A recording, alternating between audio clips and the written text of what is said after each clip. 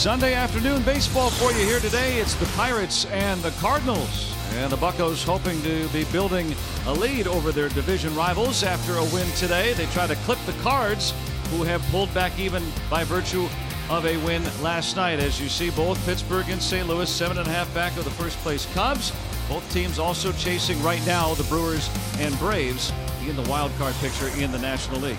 And welcome into the booth. Joe Block and Bob Walk with you here today as the Pirates looking to try to stem the tide of some poor starting pitching, really, which has been unusual for them lately. And they'll try to do that behind the right arm of Trevor Williams here today. And that definitely is going to be the key today. We got to stem the tide of the poor starting pitching, and hopefully Trevor will be up to that. As you can see, he's been up to much more of late. He's pitching very, very well, but going against the Redbirds right now, with the way they're swinging the bats, this is not going to be really an easy assignment for him. Now, it's been a lot of traffic on the bases for St. Louis in the series, so the bullpen has had to be used quite a bit. And the Pirates are running thin yesterday. We'll go and get some reinforcements from AAA. Yeah, I mean, when you're not getting real good starting pitching, you're going through a lot of bullpen guys. So this is not a surprise. Getting a little help for today, and we're going to Denver right after this game. Always need bullpen help there. And so Casey Sadler is up for the Buccos. If they win today, they win the series and they leapfrog the other team. It's the Pirates and the Cardinals coming up right here on AT&T Sportsnet.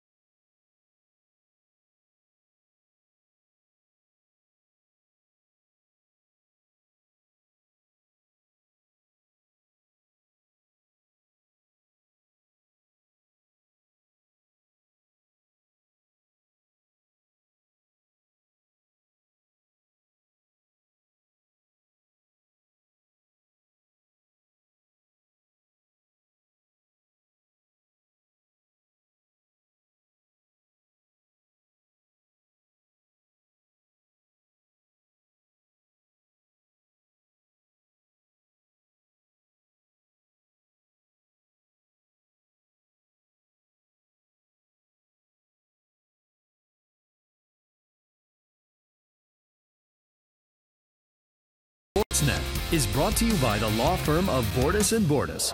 Bordas & Bordas, fighting for justice. Let's go Bucks! On this Sunday, we got baseball and the Pirates and the Cardinals. See who can take this series and move ahead of the other. And they're always fun on Sundays. There's Kids Day here, and one of the new Pirates, Chris Archer, meeting the Pirate Parrot for the first time. Yeah, just kind of playing around with him. It's always, I think, fun when the players can interact, with the Parrot. And I started off years and years ago, watching the same sort of thing with the Philly Fanatic, and the fans love it. The players themselves like it.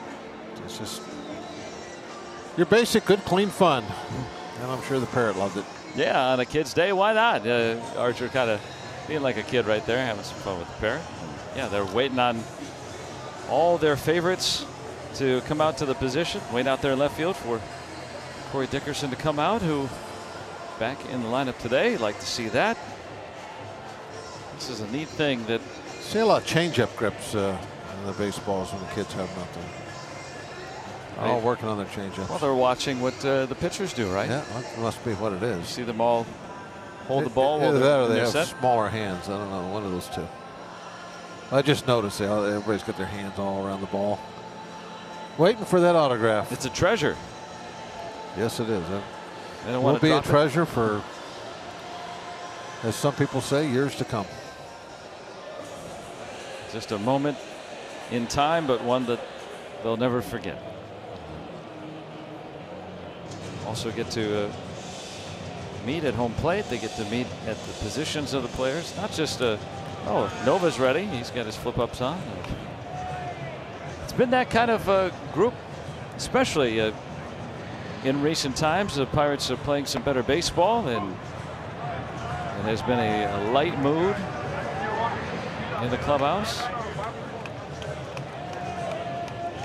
And looking on the lowdown, the Cardinals are not for today's game, but they've claimed Tyson Ross off waivers from San Diego, as the Padres have purged some of their top or at least most experienced pitchers. Jordan Lyles claimed by the Brewers. Neil Huntington saying on his radio show today that that's you know, good for them.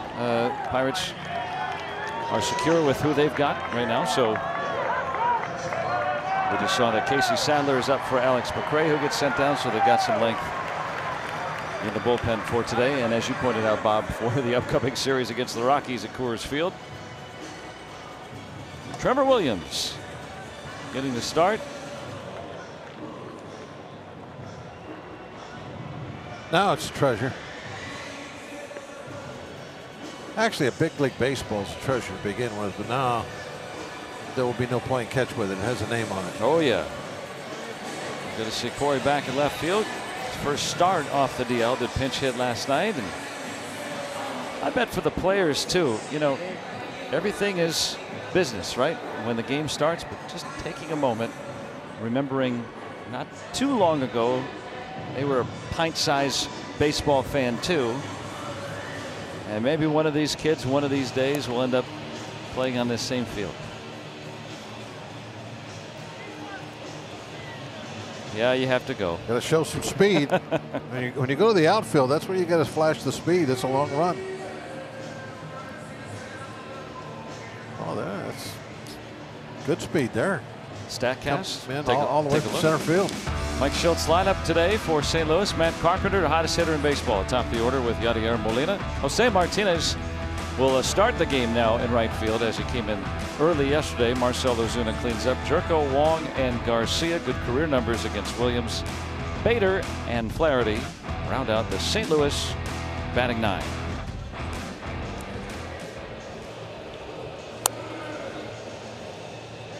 Well, Trevor really has pitched outstanding of late. The ERA down into the threes now with all those consecutive innings without giving up any runs. Opponent batting average has been under control, down to 230. You gotta love that as a starting pitcher. Hopefully he can continue this afternoon. Tough lineup, as you just saw. Yeah, just need him to maybe have the ball put in play to these guys. The Honda defense today. Osuna gets to start at first. Mercer and Frazier in the middle with Moran across the diamond. Dickerson, Marte, and Polanco in the outfield. They're back together. Francisco Cervelli back behind the plate. As he played over at first base yesterday, thought he did a nice job. Did a very nice job. We really didn't have to talk about him too much, which is good when you're going to a new position. But he did make a better than average play, and a ball hit down the line. So I'm sure he had fun over there. So yeah, the game starts with Matt Carpenter.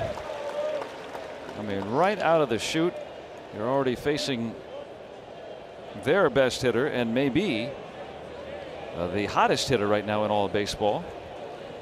Hard to argue against that. He has homered in each of the first two games of this series. leading the league in doubles. Slugging percentage. And let's look at our Barrel Automotive League leaders. He was hitting 140 on May 15th. Since that time in baseball, best batting average, best OPS, most home runs, most doubles. Hard to get him out. Draws walks. I mean, he does a lot of different things. And for the most part, he's back over at first base, where he's a much better player. Really doesn't have the arm strength, I don't think, to play across the diamond, as he did when he first came up. Played some second base, but he has certainly hit, as you observed the other day. He certainly hit like a first baseman. Yeah, so he has plenty of offense to play over on in the corner. Those 28 homers, tying a career high now for Carpenter. The arbiters today: Will Little, the home plate umpire; Ben May, a call-up umpire at first, with Lance Barksdale at second, and the crew chief is Ted Barrett, anchoring third this afternoon. Glad you're along with us here, as these are all going to be pivotal games here. Pirates have half 100 games after today. 31 of the final 50 on the road. Yeah, there's 3 homestands left, right? Just 3. So that's, take advantage of these home crowds, as another long at bat for Carpenter.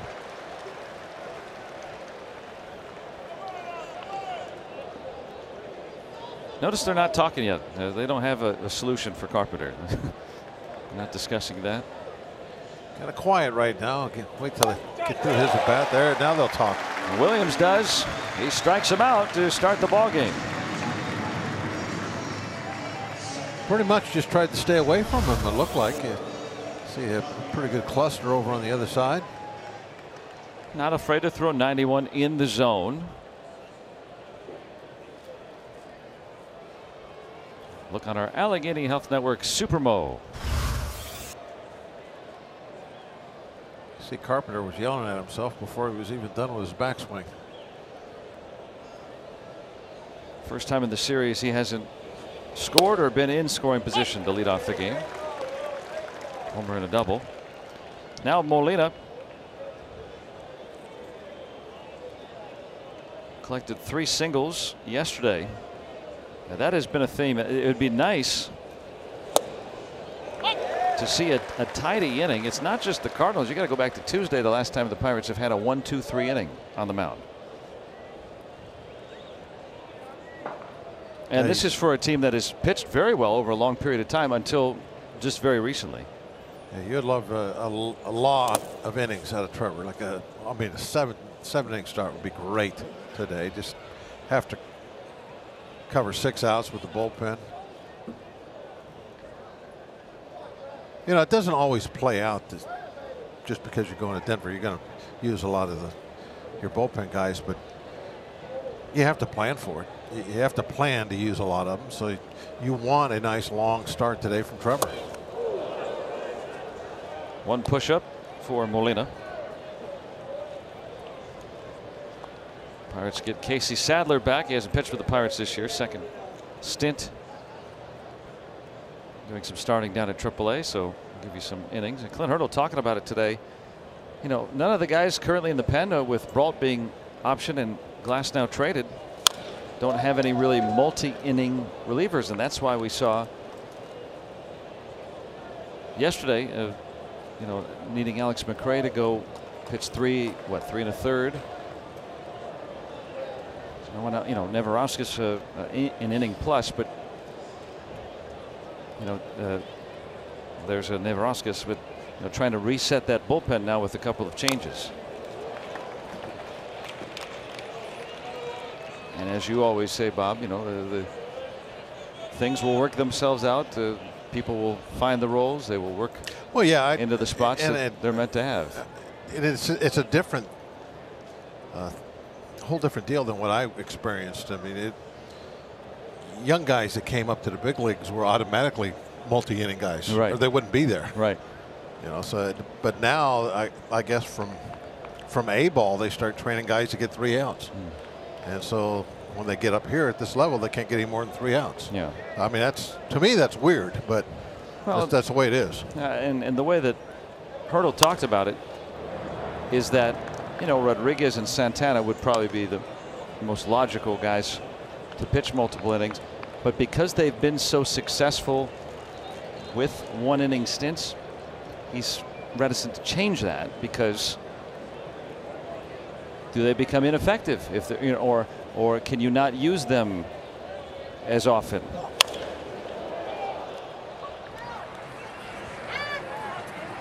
An 8-pitch at bat for Molina, who had a couple of long ones yesterday. You know, But that's today's baseball. Well, you know, I mean, the closers weren't even 1-inning guys back when I played. oh sure, So yeah.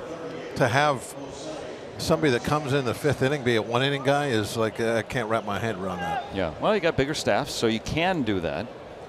Starting pitchers, of course, don't go as deeply into games as they used to. Martinez in the starting lineup today. He pinch hit for Tyler O'Neill in the first inning yesterday, because O'Neill experienced some groin soreness just after the game started, and so Martinez put into the game.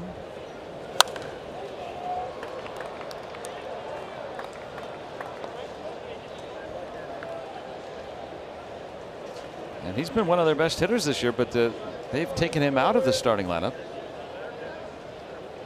because of defense. They also had Carpenter or Martinez at first a lot of times.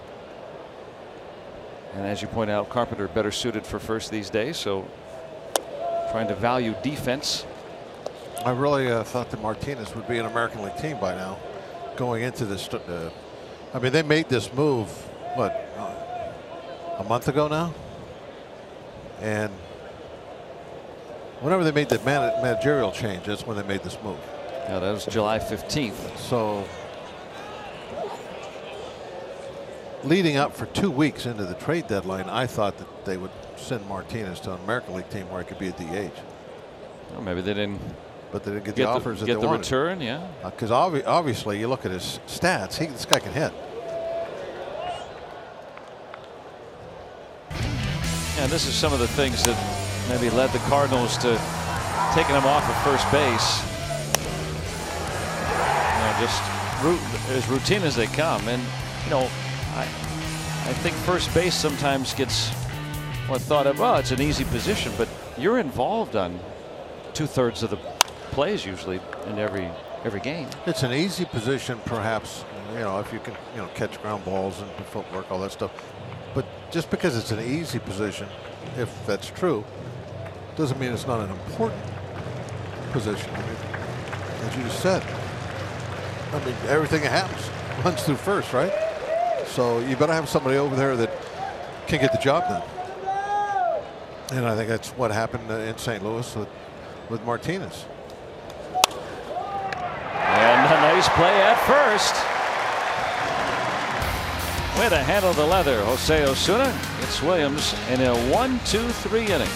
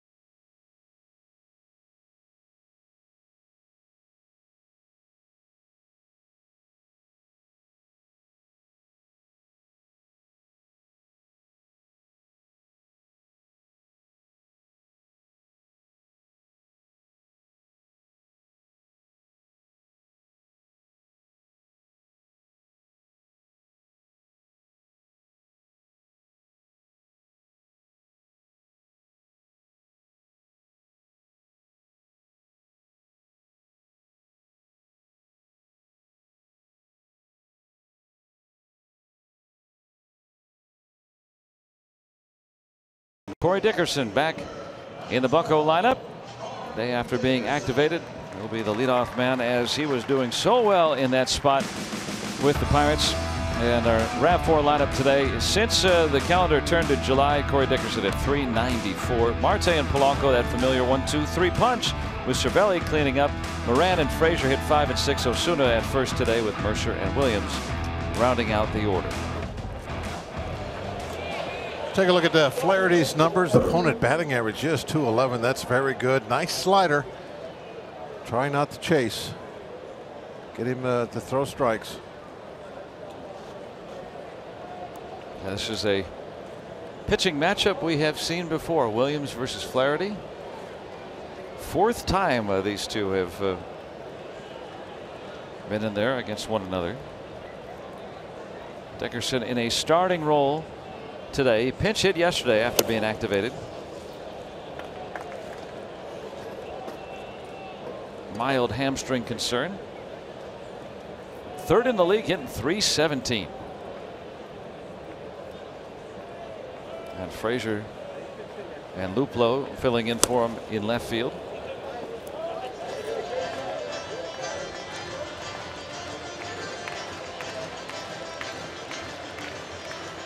Now, before he went down with injury, not only was Dickerson collecting hits, as we see with his batting average, but he found his home run stroke again. Just about every night he'd hit one out for about a week or so. But I imagine being on the shelf for a week and a half, might have to take some time to get the timing back. Yeah, that's exactly right. The timing will possibly have been affected. Hitting .383 since being moved to that leadoff role, getting on base, of course, and hitting with some extra base power. He is a lot like what Carpenter has been to the Cardinals, although in a much shorter time in that leadoff role. And that, of course, was prior to the injury. So can Dickerson regain some or most or all of some of what he was doing? Well, his past track record tells you he could. He's been a home run hitter. He's been an extra base type guy. It was more the aberration that he wasn't earlier this year with the Pirates. It's underneath that one to start. Center fielder's ball, and Bader takes care of that.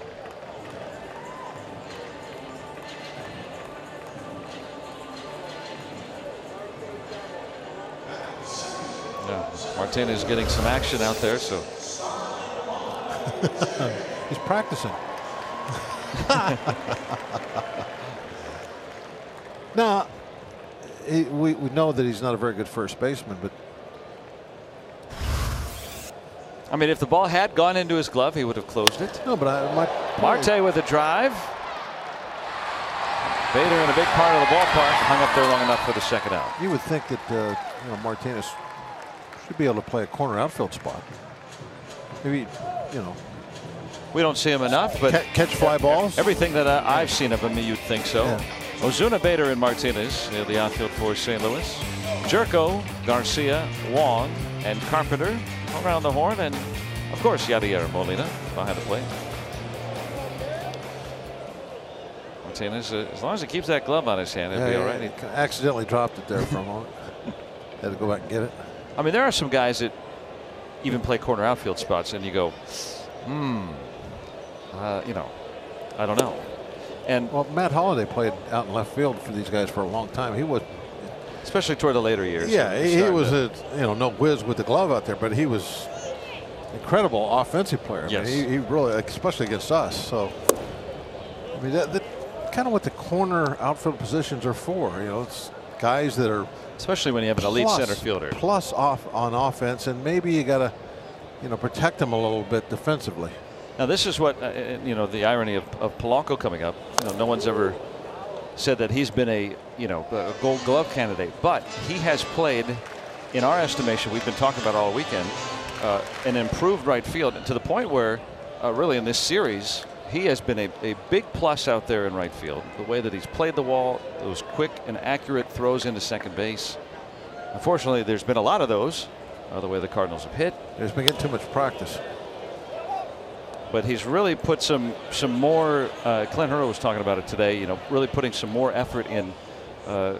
You know, in focusing on with Kamara Barti, the outfield coaching, and really just getting better, just getting more mature out there in right field.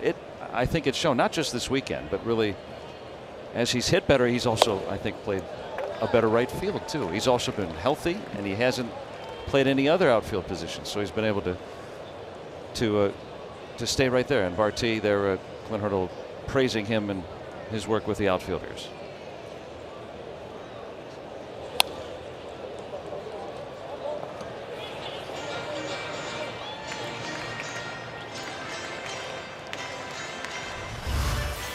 This is Martinez.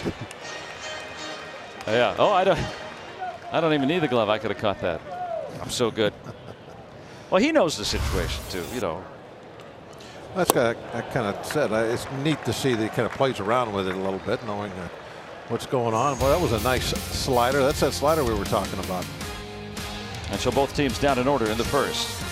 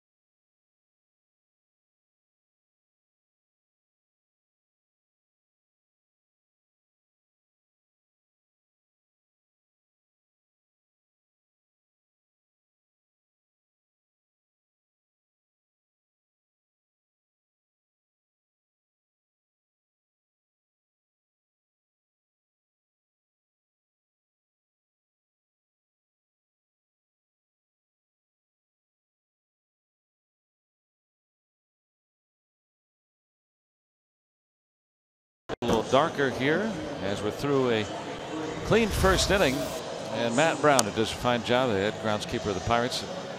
Looking over with amateur meteorologist Corey Dickerson, Ted Barrett, the crew chief. Is it green? Is it red? No pink. We'll take a look at our first responders of the weather out there. Camera operators, and Troy is always, and Chad out there too, to tell us what's going on first. Our camera operators are the first to know about the weather because they're out in the elements all the time, whether it's 100 degrees or 30, whether it's dry or rainy. Very appreciative. And what weather there is behind us. We can't see it. It's.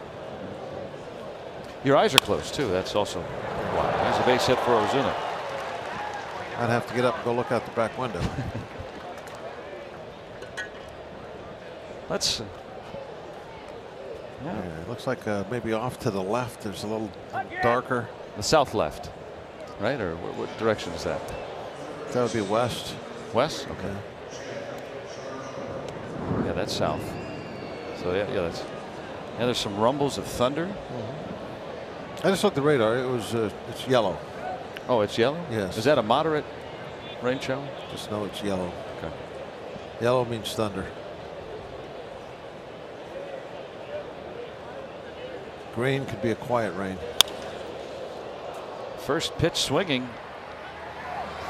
That's helpful after a 24 pitch first inning for Williams. But a 1-2-3 inning for the first time since Tuesday for the Pirates.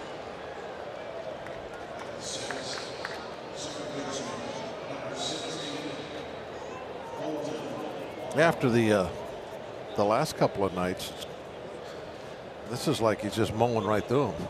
You know, well, no doubt. Even though he's thrown 27 pitches first.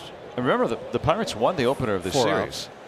But what, they leave 16 guys on base? So, I mean, they have had a strong offense 2 nights in a row. But the score is what really counts, and Pirates are able to split the first 2 games. Now the Cardinals stranding 16 and then 12 more last night. They have had 42 at bats with runners in scoring position the first 2 games. So as a pitcher, I mean, almost always the leadoff man is on, and almost always the leadoff man was in scoring position for the Cardinals. You're pitching, you know, trying to save a run almost every pitch you throw. I'm sure that's got to feel stressful. A little stressful, yeah. But and it affects your control because you're having to make perfect pitches all the time. And then that's when you fall into that trap of kind of nitpicking here and there and falling behind in the count. Yeah, nice call there. Now you look at the series notes so far, most for the Cardinals leaving on those runners since 13. They've still hit .310 with men in scoring position. But the top 2 totals with, you know, how many times they've come up in those situations, top 2 games this year for St. Louis. So Williams playing the role of stopper today, or at least trying to. He's gotten 5 outs.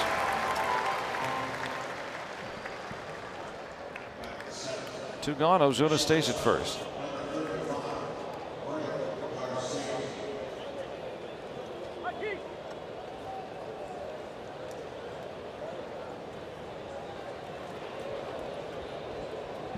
Cardinals,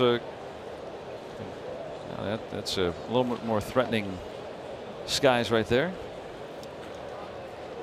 A foreboding outlook on the early portions of this game. Greg Garcia in there today. Good career numbers against Williams. So De Jong will start off on the bench. Usually a reserve infielder.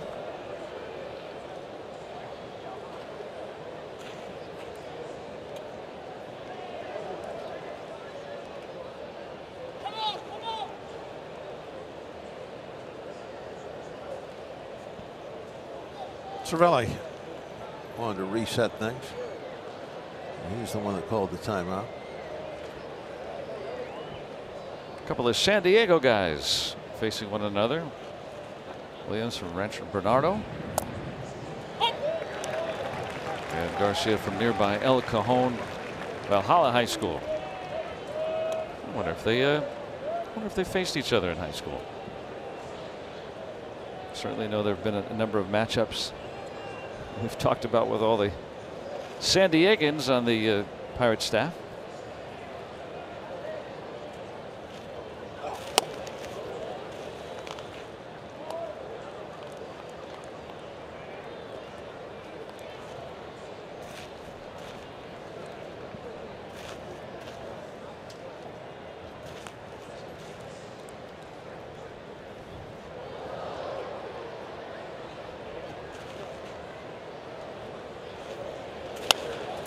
Softly hit. And a nice grab. Frazier able to get that in the heel of his glove. And Williams works through a scoreless second.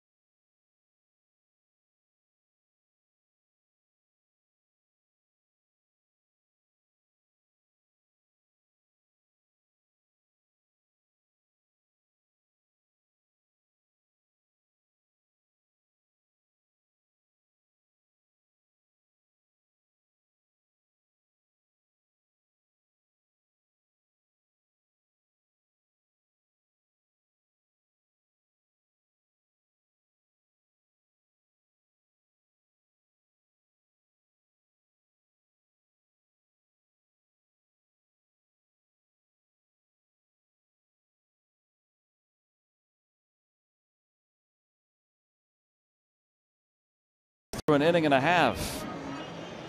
Now let's take a look at our Allegheny Health Network injury update for the Cardinals. They're down 3 starting pitchers. Adam Wainwright has been out most of this year. He's only made 4 starts with that elbow concern. Michael Walker out for an extended time with an oblique. They hope Martinez just another short stay on the DL for him. But hard to win when your horses aren't there. One of the beneficiaries has been Flaherty, a 22-year-old called up. And not only has he filled in well, he's basically pitched himself into a permanent spot, I would think, not only this year, but years beyond. They've done this before. I remember when the Waka group came up. Yeah, I mean, a lot of youth at that time, and there were some questions being asked: can they win with that many young pitchers? And they did. Cervelli's the first out here, the second. Was the other Joe Kelly? Is it? Yeah, Joe Kelly. Joe Kelly came up with that group. Mike Maddox, Cardinals pitching coach, first year with St. Louis, long time. Pitching coach around baseball. Joe Kelly pitching in the Red Sox bullpen now, still throws hard.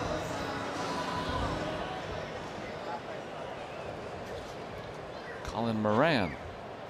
It seems like the Cardinals always have a crop of young pitchers. Lance Lynn was in that group you talked about, like about 5 years ago. Shelby Miller. I mean, that's if you're going to be one of those organizations that's in it most years.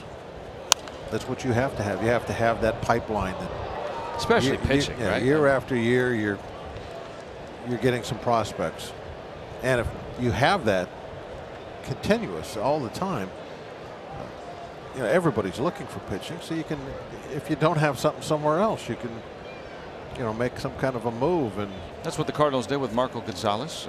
Sent him to Seattle to get O'Neill, who we saw in the series. And they've called up a number of their young pitchers to. Saw last night that Dakota Hudson came up, first time the Pirates had seen him. 3 perfect innings of relief just to settle the game down a little bit. These are guys who are all starters down at Memphis. Yeah, good pitching prospects in the minor leagues. That's a great currency to go out and make some purchases if you need something. And a lot of organizations, and the Cardinals have been one of them. They've been good at that over the years. Oh, you saw what the Pirates did with Tyler Glasnow. Yep. Using the currency, it's a good term. He and Meadows packaged for Chris Archer. And a player to be named later.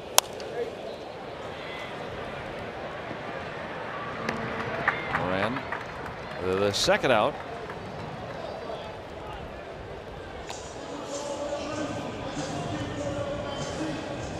Adam Frazier coming up. Frazier, boy, he's a little bit quieter yesterday at the plate. Looked overmatched those first 2 plate appearances, and then comes through with a game-tying 2-out, 2-run double to the left center gap, which was kind of neat. I mean, that to me shows he made a little adjustment. Been pulling the ball in that right field corner very hard. Since and as you say, a couple of not good at bats, and then boom, he goes the other way for a double. Yeah, in a big situation. That was the biggest slump he's had since being called back up. 0 for 2. Maybe not. I mean, I probably could find 3 at bats, but I mean that gives you a picture. I mean, it's really been where he's made it look easy again. David Freese commenting sometime last year that Frazier could win a batting title one day. He could hit 300 for sure, and from an accomplished hitter like Freese, that's no hyperbole. I mean, but we did not see that from Frazier here this year. It was a shock. He lost that timing you were talking about earlier, and coming off the bench and not playing very often, he just couldn't get it, couldn't find it. Frazier was telling me his dad gave him a picture that his dad took from the stands in Atlanta. Of course, he's from Georgia, so his dad just took a picture of his son playing baseball. And Frazier noticed his hands had come up and up and up. And so he, down at Indianapolis, lowered his hands, got his timing back with his old approach, and came back to form.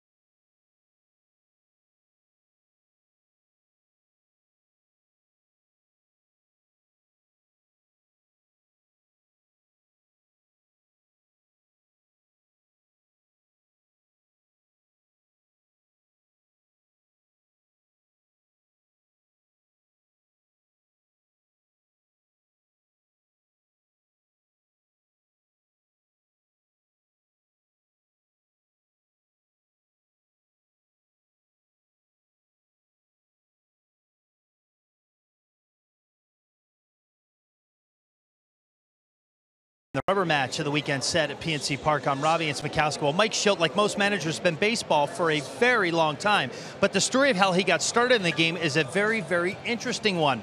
So many years ago, his mother, Lib, was an administrative assistant for the Charlotte Orioles, the AA affiliate of the big club. And one of his first jobs in baseball was working as a shoe shiner. And among the guys he shined shoes for, some legendary players. Eddie Murray, Cal Ripken Jr. among them, a couple Hall of Famers. Now, he credits those guys with teaching him the ABCs of baseball at a very young age. Now, here's where the story gets interesting, Joe and Bob. He played college baseball at UNC Asheville. He was a 3-year letter winner there, but he never played professional baseball. Now, he's the first manager in recent memory. Dave Tremblay of the Baltimore Orioles, earlier this decade, never played professional baseball and became a big manager. But what an impressive rise for this guy who worked his way up the coaching ranks, scouting ranks in the Cardinals organization, is now the interim skipper of the big club. Yeah, what an opportunity for him too. And you talked about Cal Ripken Jr., Robbie, you know, that number 8 on his back for Cal Ripken Jr. Respect that he had for him, or has. It's like a young Whitey Herzog over there. Got that look about him.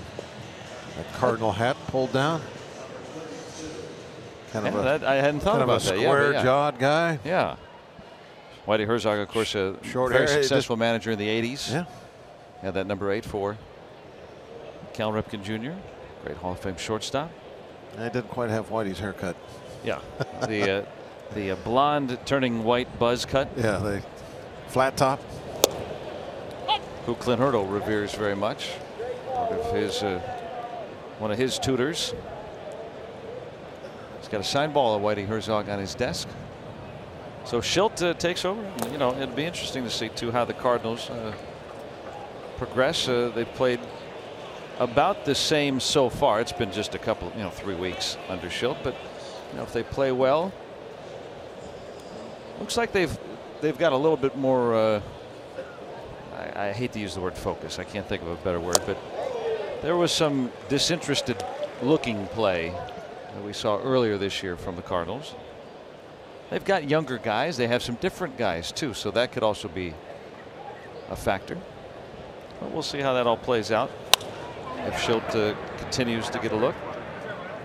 Well, he knows a number of these guys from having them in the minors. So well, we saw that should help him. Yeah, we saw that with Atlanta and Brian Snitker, who is a long-time minor league manager, coach with the Braves, got an interim tag, and then got that taken off as he has continued to have success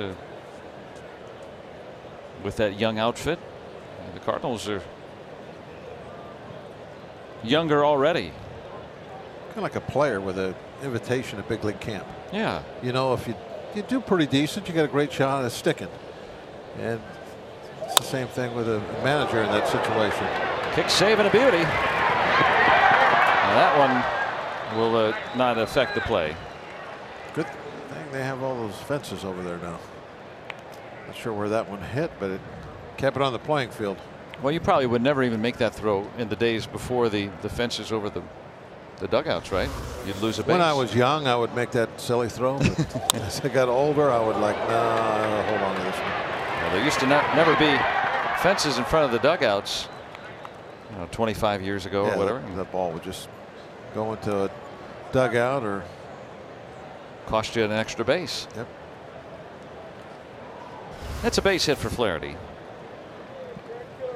I guess Williams didn't go to many San Diego Gulls games growing up. Minor league hockey team down there. The Gulls? The Gulls, like seagulls.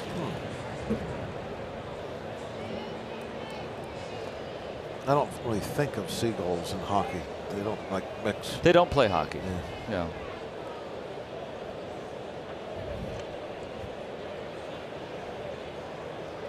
Now you got the dangerous Carpenter with a man aboard. Now you see that 8, 9, and 1, and you're hoping 2 outs, base is empty. Doesn't always go according to Hoyle.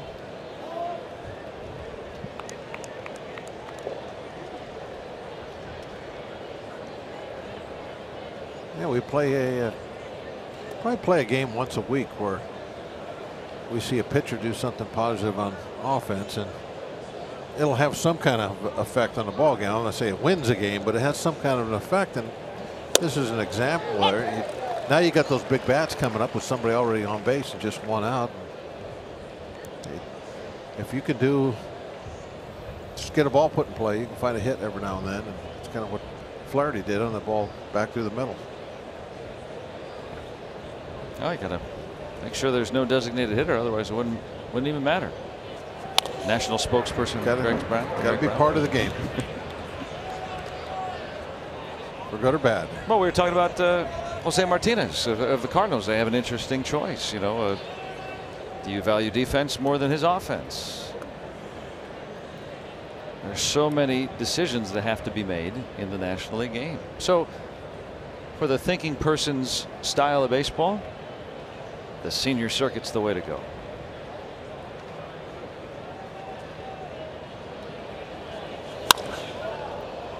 Golfed right out to center. Carpenter's 0 for 2 against Trevor Williams. You can use your Giant Eagle Advantage card to get a discount up to $10 per ticket for Sunday Kids Days. When you use your Giant Eagle Advantage card, and it got back-to-back Sundays. The following homestand against the Phillies and the Brewers, both at 1:35. Go to pirates.com/advantage card. Haven't even thought that far ahead yet. The Pirates' upcoming home schedule. There aren't a lot of home games left, just 19 after today out of the final 50 games.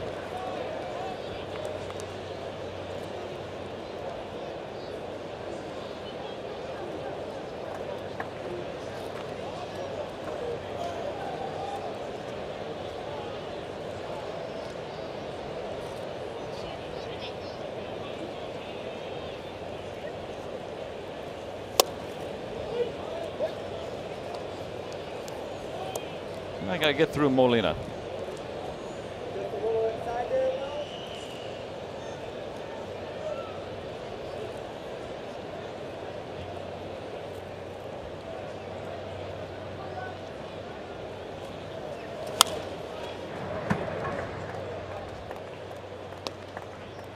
Now ahead 1-2. Fence didn't work. That one snuck through somewhere. Remember that top part. You know, I was reading, by the way, if a guy sticks his glove through that top part right there and makes a catch, it's a legal catch. Did you know that?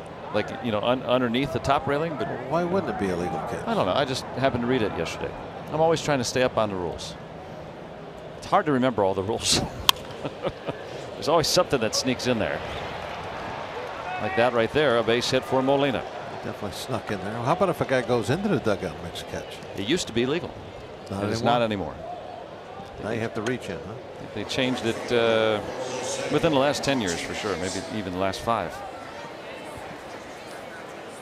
Well, because when you played, right, a lot of the dugouts were even with playing surface. You could make a catch in a dugout. It's now since been changed where you can.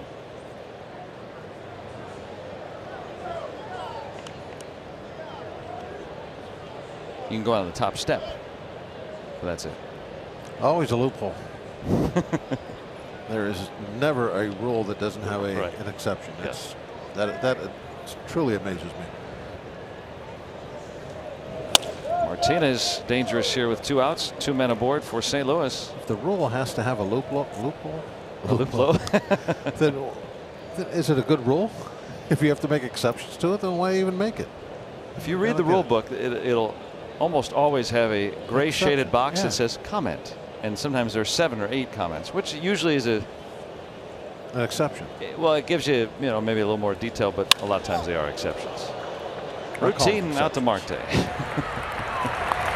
And Williams trying to be the stopper today. He has blanked St. Louis over the first 3.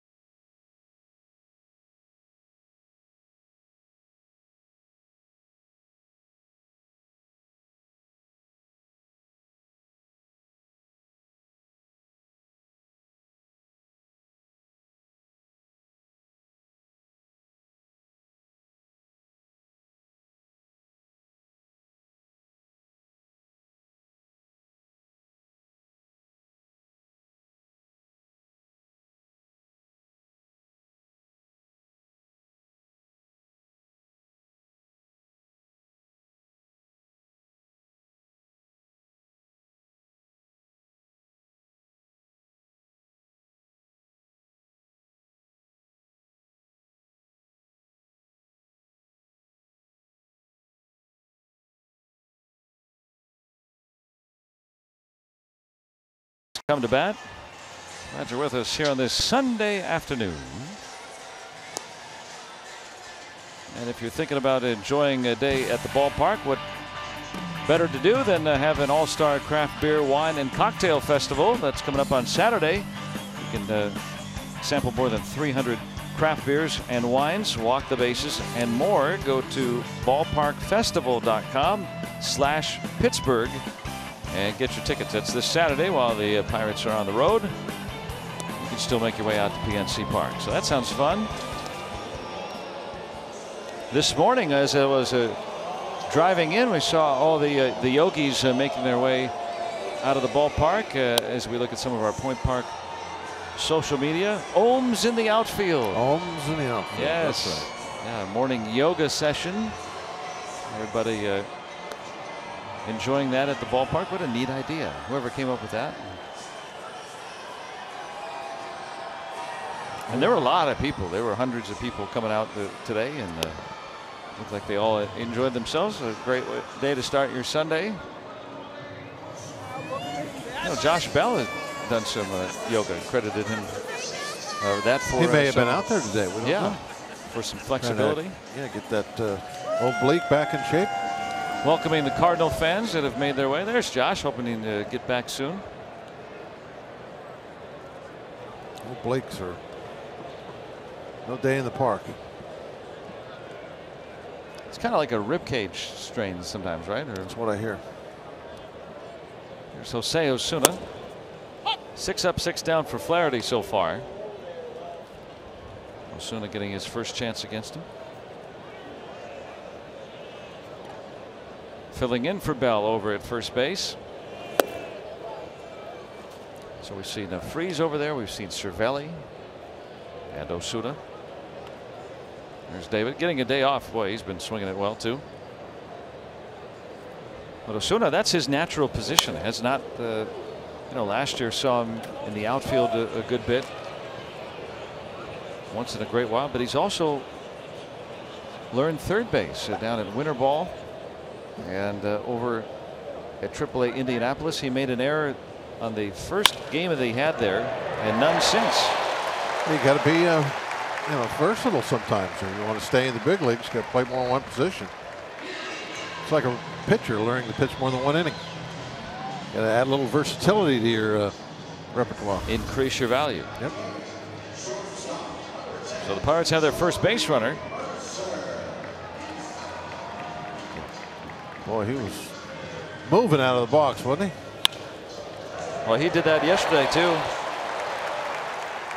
Anything goes wrong in the outfield, he would have been there to take advantage of it. Scoring from second on that double by Frazier, which we were thinking if the Cardinals had hit the cutoff man, maybe there would be a play at the plate. Oh. Jardy was cutoff man too. Sometimes, so they just hit the cutoff man. Looked like a slider that didn't. So 2 aboard. That one stung a little bit. Out, you read the body language there. Get him in the hip. Let's see. I don't know where to go. Kind of that thigh. Side of the leg. Good look on our Allegheny Health Network Supermo for everybody but Jordy. It'll be a bruise. They don't go away though in the first. Oh, he's at first. It's fine now. Yeah. I mean, we move on. We talk about, okay, now Williams, is he going to bunt? It still hurts over there. It's going to hurt today. He's going to have a big mark there tomorrow. Might kind of linger a little bit. That's the thing about ball players. You play every day. And so that stuff adds up.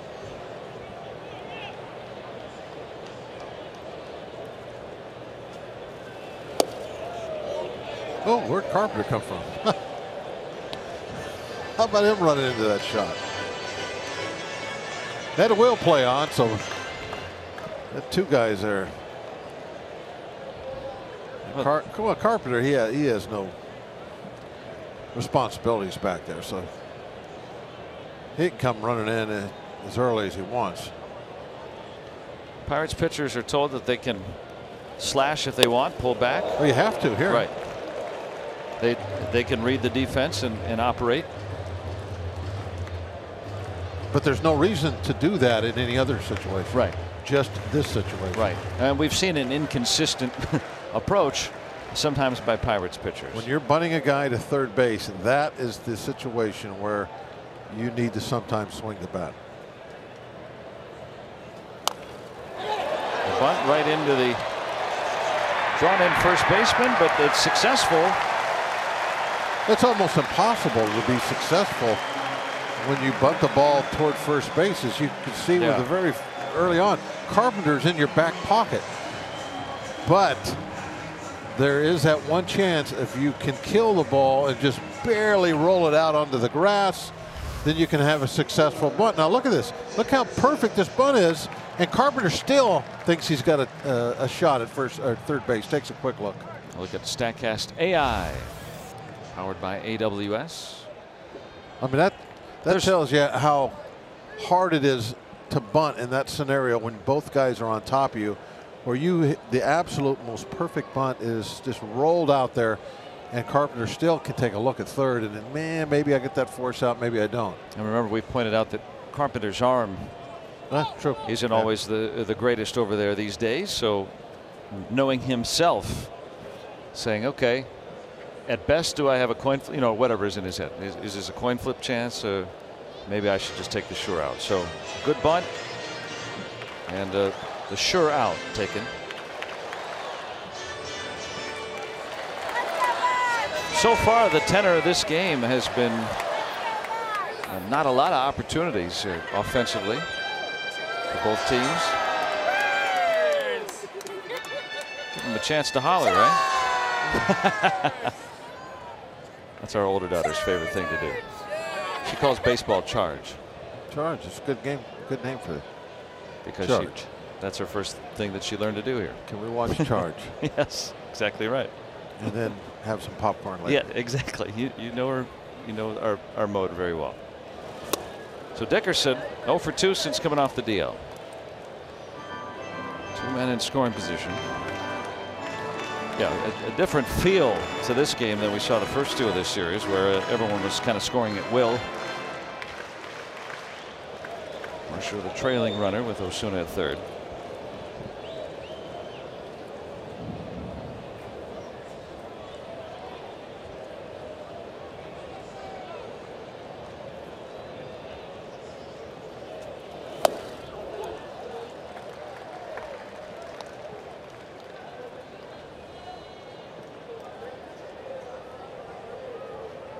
Trying to bring in the game's first run here in the third.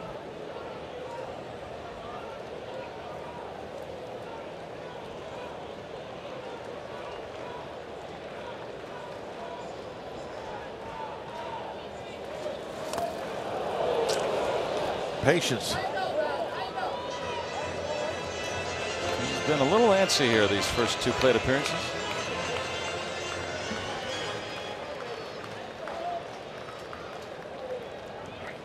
Cotton candy got. That's why you only eat that one. pink cotton candy right Yeah. there if you ever need an example. I have to score you a point there. Well, Dickerson, one of the, in fact, the best two-strike hitter in the National League. He'll choke up a bit. But wow. Takes a little time to get that timing right, I suppose, right? He's chasing some pitches out of the strike zone first couple of bats. Tracking too, right? I mean, I guess as from what we've seen, didn't look like.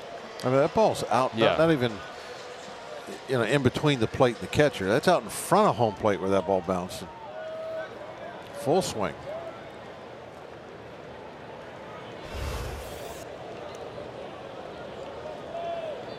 And that hurts with one out and a man at third, not being able to get the ball put in play. See if Marte can pick him up.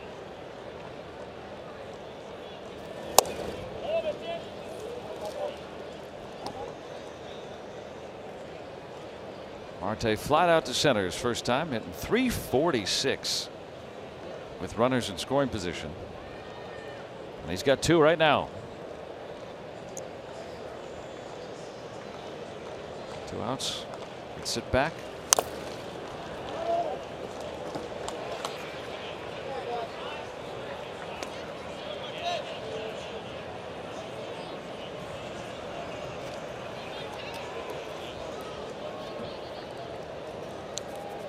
And he's been hot too with men in scoring position. 10 of his last 17 with runners in scoring position.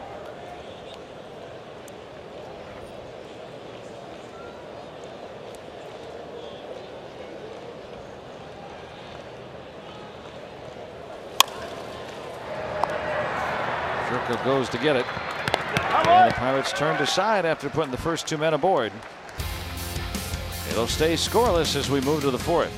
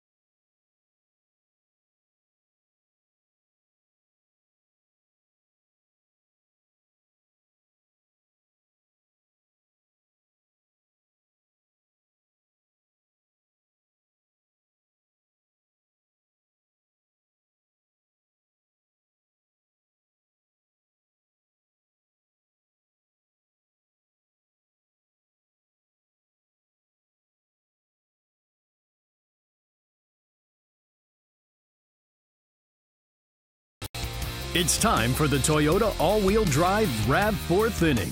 Toyota, what drives you? All square through 3. Both teams threatening in the 3rd. First Pirates game.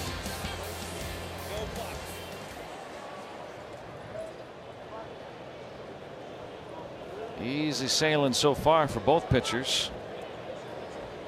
Jordy Mercer At the Bruce. Yeah, after getting hit by that Flaherty pitch in the upper thigh.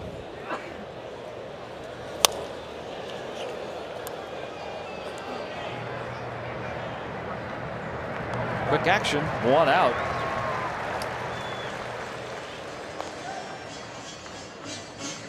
Well, Williams trying to give the Pirates a long outing tonight, like you pointed to, is so far so being good. so important.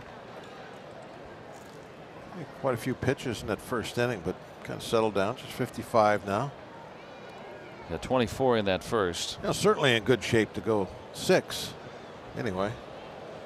Starters combined have gone 9 1/3 over the last 3 games. Now Archer in his debut got into the 5th. Nova for 4 innings and Kingham went 1. So the bullpen has been used a lot.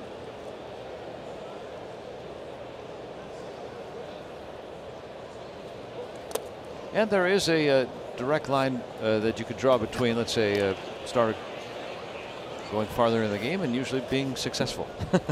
So if he goes farther into the game, he's probably pitching well.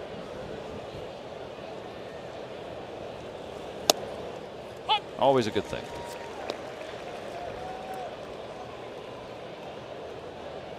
Manager's favorite conversation. How are you going to get your bullpen guys some work?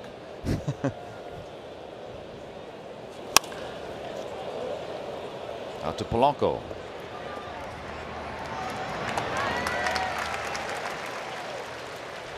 No, in kind of a backhanded way, you just for the first time admitted that there is value in starting pitcher getting wins. Well, being eligible. Yeah, because to for get, a decision, to get sure. wins, well, to get wins, not to be eligible, but to actually get the W yourself. Oh, the further you go into a ball game, the better chance you got of getting it, because you have less chance of the bullpen giving up a run that gives you a no decision. So I've never said, and no, that's I not just what said Mr. wins Blast don't told me. No, I just That's say, not what well, Mr. Blast told Steve me. and I disagree on that. The value of a pitcher being determined by wins. I think that's where we. Okay. You know, you look at Jacob deGrom, who's an extreme example. But the value to a team there's value of starters going that extra, even a third of an inning on average, or 2/3 of an inning, is going to play big over the course of the season. I absolutely agree. And there's that correlation you were talking about, the team success when you have starters that go deeper. So it's just thought I'd throw that out. Yeah, I think there's a. It's hard for me to ever get you on anything, so I thought I saw an opening. Oh, there's plenty that you can. And now I can there's go, plenty now, that Steve gets me now, on now too. I can go brag to Steve and say, hey, I got him to admit that it's good when a starter gets those W's. Yes. Okay. All right. That's the whole point of baseball, is to win. Not for starters to get W's, but that's a sign. That's a sign Yes. that the whatever starting pitcher we're talking about goes deeper than the average bear. No, they didn't say the average Joe. Oh, goes okay, deeper right. than the average bear into these ball games. I've tried to stay. For years, that was one of my favorite saying. Average Joe. I like that one a lot. But I try to go with the bear now. I don't know why I'm getting off on this tangent, but that's my point. You got to go Points. deeper in the ball game. Plural. Go deeper in the ball game. Helps yourself out in your stats, but also helps the team No out doubt. in many ways. Absolutely agree. I'm not saying you got to complete games. I know that that's out of the question anymore. But you control your own destiny as a starting pitcher the longer you go. Average 6 1/3 instead of 5 2/3, something like that. I think that pays off. I agree with everybody. Well, 2-out singles, a lot of soft contact. This is a typical Trevor Williams day we're seeing so far shape up. Keeps the other team off balance, messes with their timing. Not going to get a lot of strikeouts. He struck out Carpenter to start the game. When you see soft contact, that's what their timing is not right. That's what causes that soft contact. Little in front, little behind, getting jammed off the end of the bat. He's kind of the perfect guy to pitch against the Cardinals the way they've been swinging the bats right now. Because especially as hot as he is right now, is the way he has been pitching, making perfect pitches at times. He has to look. You got two guys on right here. First pitch, it's not like he just starts off with a strike down the middle, puts it right on that inside corner. And unlike a lot of the other guys in the starting rotation, he's not 95 plus. The velocity is below average for a starting pitcher these days. But his effectiveness isn't. It's above average. Absolutely. And lately it's been excellent.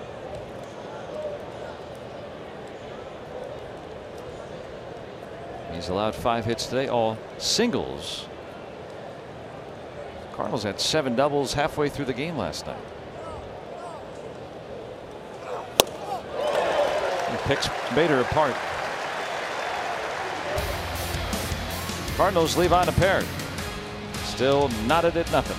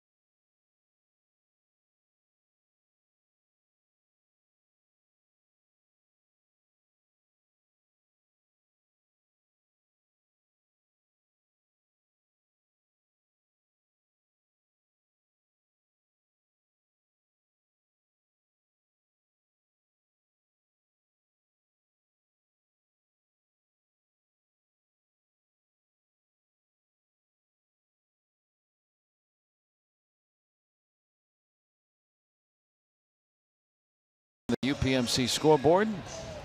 Last of the fourth on its way. Happy birthday. And hey, students, you can sign up for the Pirates Papa John's Student Pass. You get a text message when an exclusive deal is available. If you accept the offer, your ticket's sent to your mobile device, and you get a free Papa John's pizza when you make your first purchase. Sign up at pirates.com/student pass or text code STUDENT to 61592. There it is right there. I accept the challenge.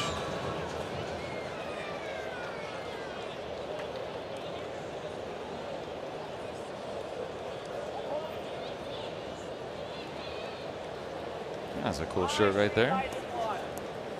Commemorating Clemente. Redbird fan there too. That really is a great shot right there. The difference, the age differences you saw in one shot. You got a Cardinal fan, you got Pirate fans that are wearing shirts going back to Clemente. It's just what a fantastic shot that was. There it is again, generations. Different angle. Look at that. And cool seats too. Yeah. I like that spot. Down the line? Yeah, right down the line. Left field bleachers. Jay Hayes up. Get ready. Every now and then someone will tuck one inside that pole, right in that spot. Cervelli did that on the homestand. He's on deck. Hopefully. Do it again.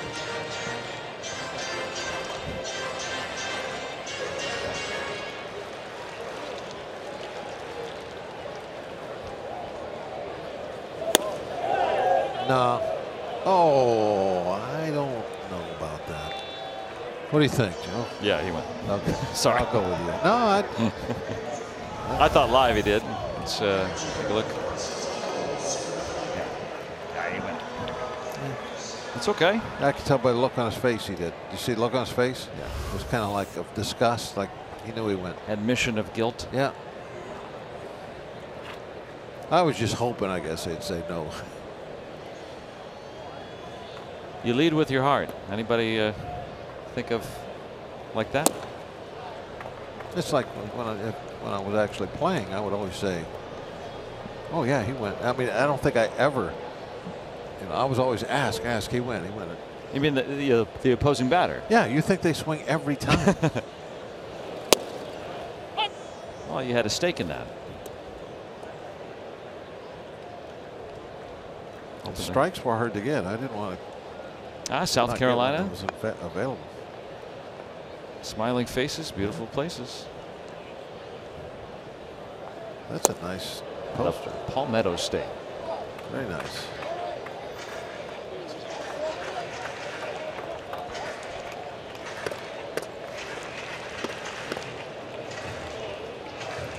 Really thinking about that slider.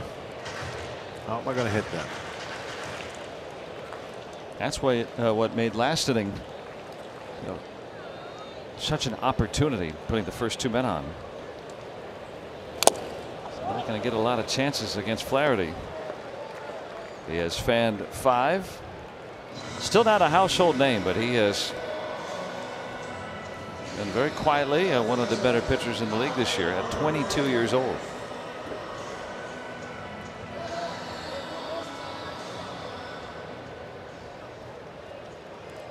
Out of Harvard Westlake High School in LA. It's become a good baseball program in recent years. The Harvard of Southern California, if you will.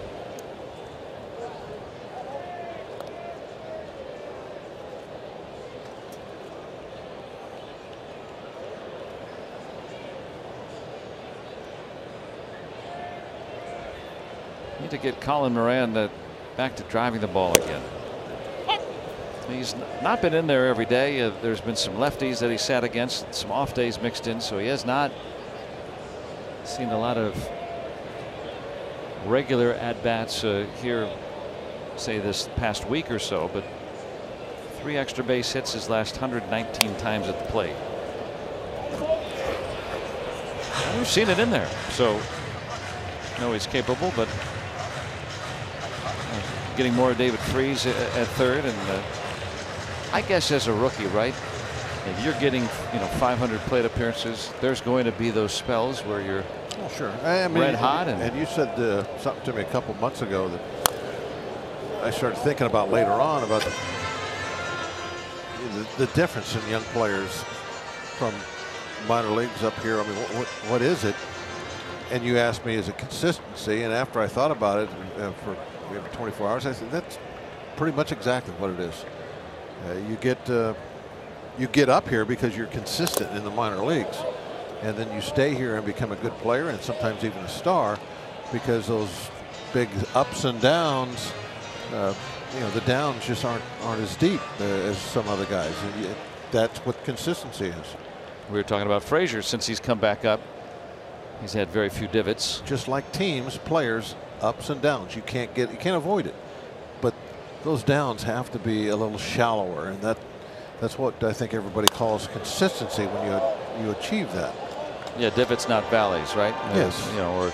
And right now in the extra base hit department, he's got a little valley going. Yes. He has certainly collected some singles.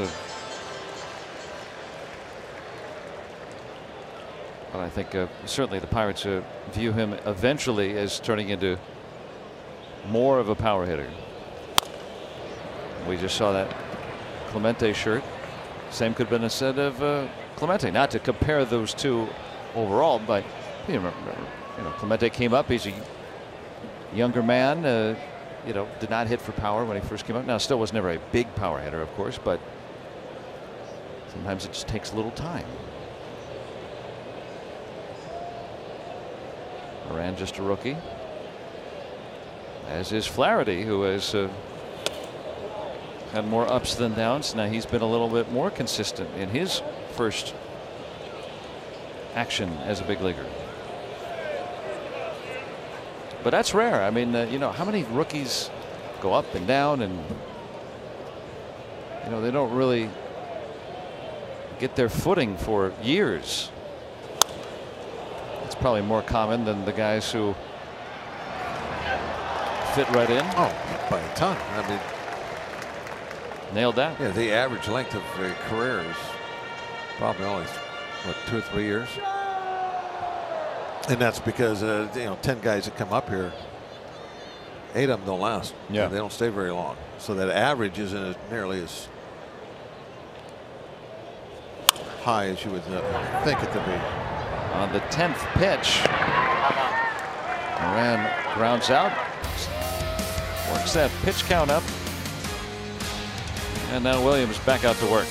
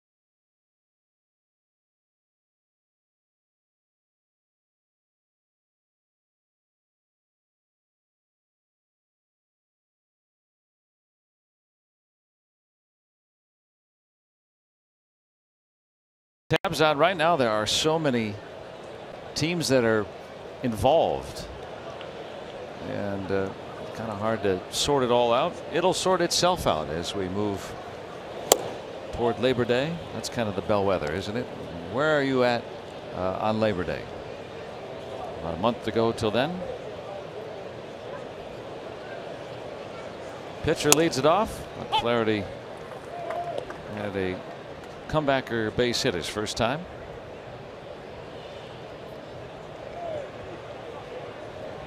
And this stretch for the Buccos, starting with the last day of July, 28 out of the 30 teams they're playing either are teams right around them in the division and or right around them in the wild card chase. These games matter a whole lot. So 1 out. Let's take a look at our AT&T achieving more, and for Trevor Williams, that is the longest scoreless streaks in the National League this season for pitchers. 4 1/3 today. DeGrom on that list. Couple of relievers with Jefferson, Hirano.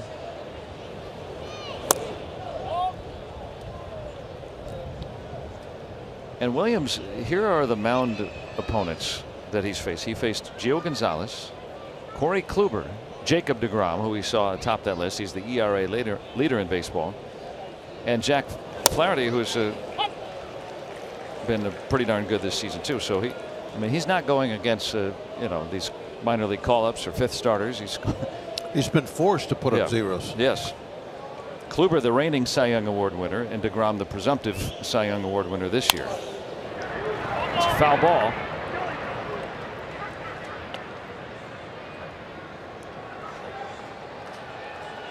Sometimes from our vantage point here,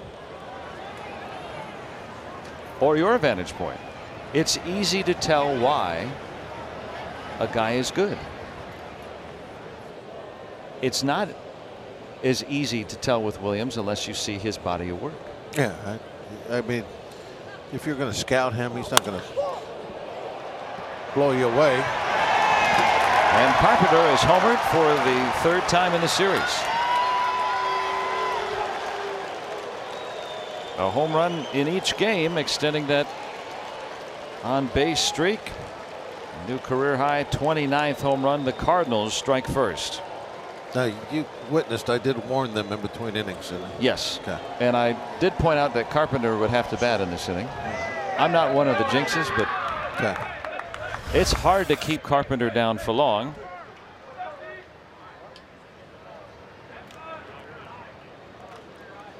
Guy can hit. I mean, I don't know who's better going on right now in the National League than him.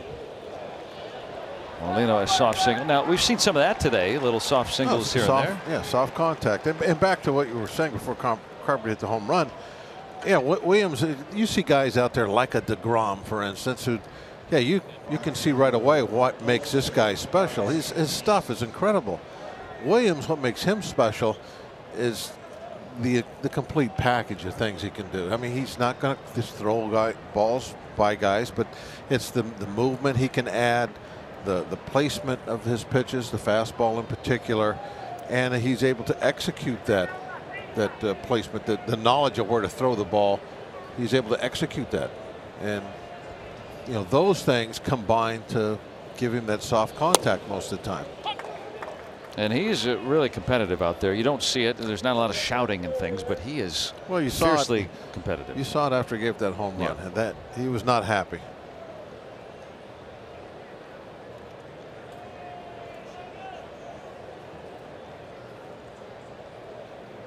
Jose Martinez with Molina aboard.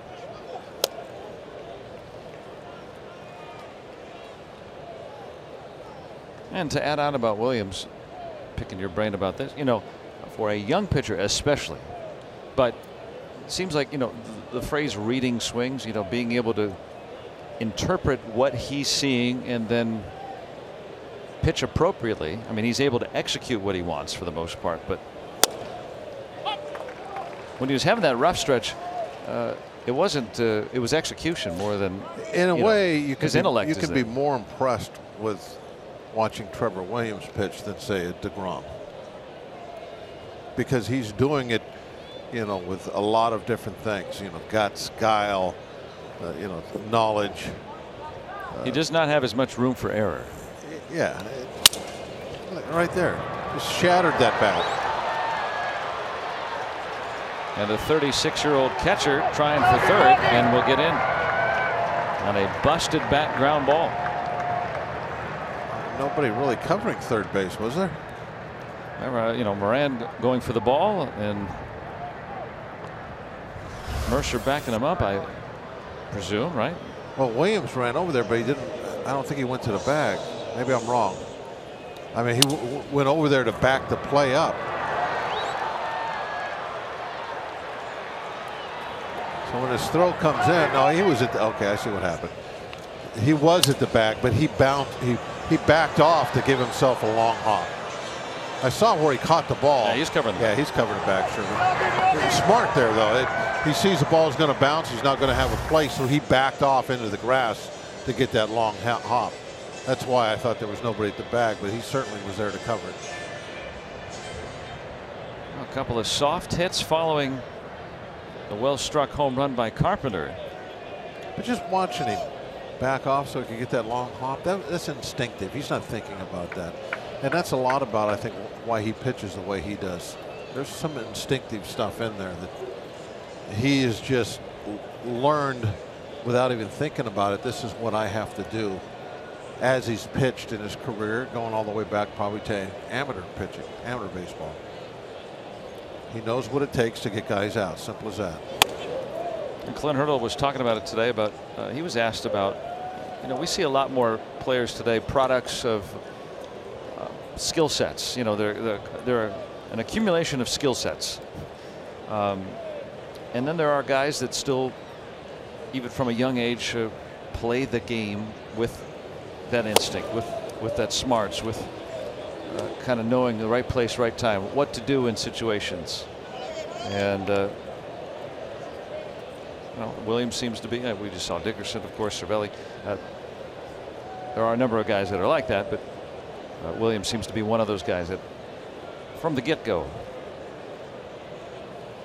has that awareness.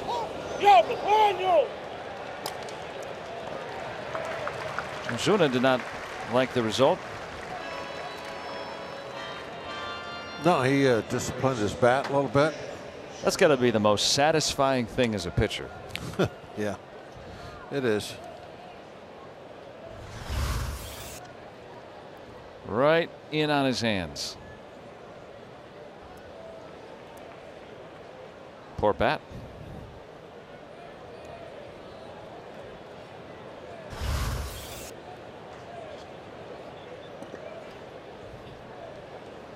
Well, that was a big out. Still need one more. They're going to get a hit to score now. Yeah, Jerko. He always has something up his sleeve here. Molina is in. It's 2-0 St. Louis. He's been very good in these situations all year and in this series.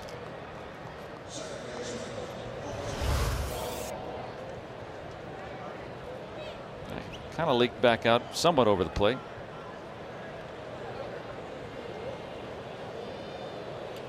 Not bad though, right? I mean, that's. How often does Jerko get a big hit against us? Once a game? Every game he plays, minimum. At least one.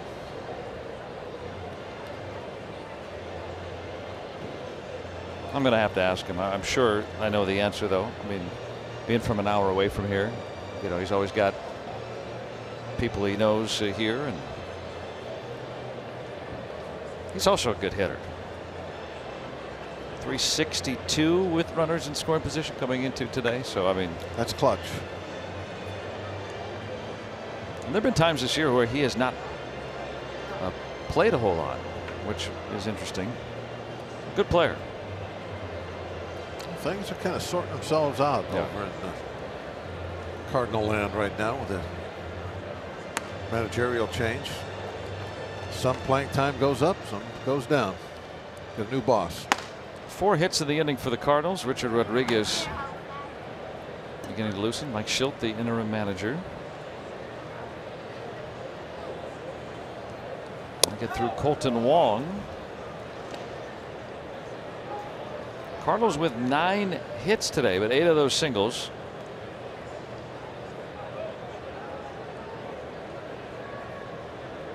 Carpenter with a lead or 1-out home run.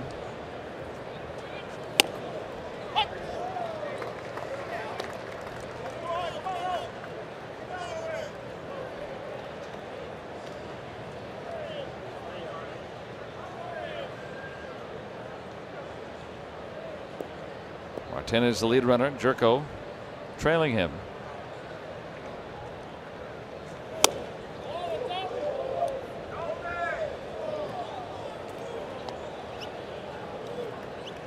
Both the pitcher and catcher did not like the call, but it looked to be the correct one.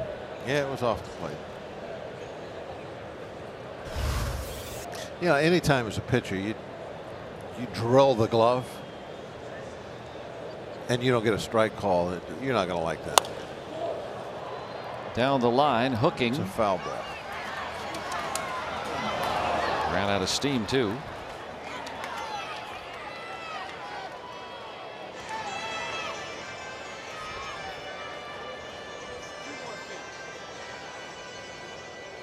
There you go, buddy. That's the best. Their first Pirates game. Welcome. Not hers, though. It's some of the best. Nicole's part of that great crew. They rotate in and out.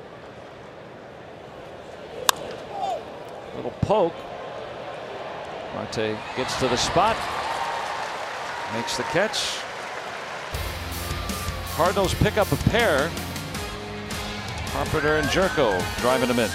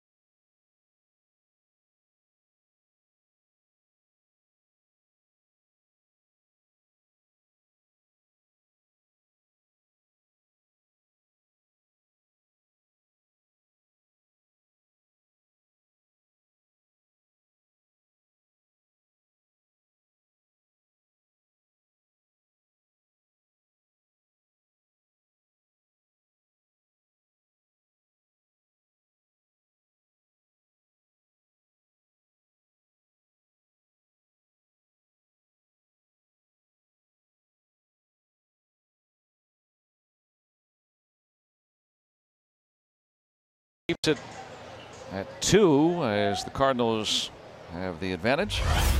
As you enjoy a Miller Lite, look forward to the Hold True moment later in today's game. Those men driving in the runs. Now the Pirates have their chance. Adam Frazier will start it off. Only 2 Pirate base runners so far.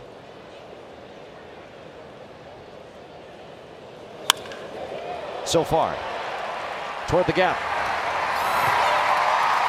And another extra base hit for Adam Frazier.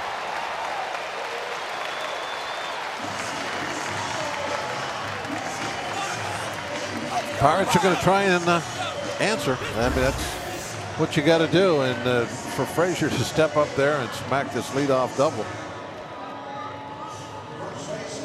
that's a good start. Hitting over 400 in his 10 games since coming back. It's been a hard 400. 7 doubles too. Lot of line drives, barreling up a lot of baseballs. Have the leadoff man in scoring position just after the Cardinals have scored for the first time today. And now Osuna, who had the other hit, a leadoff single in the third.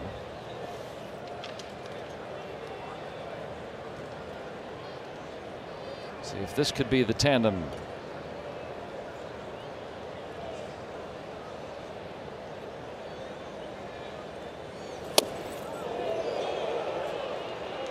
Uncomfortably tight.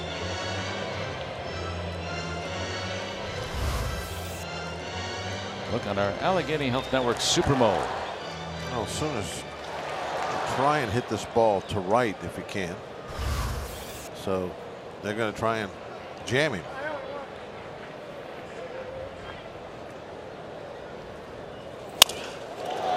Ticked off the glove of Flaherty.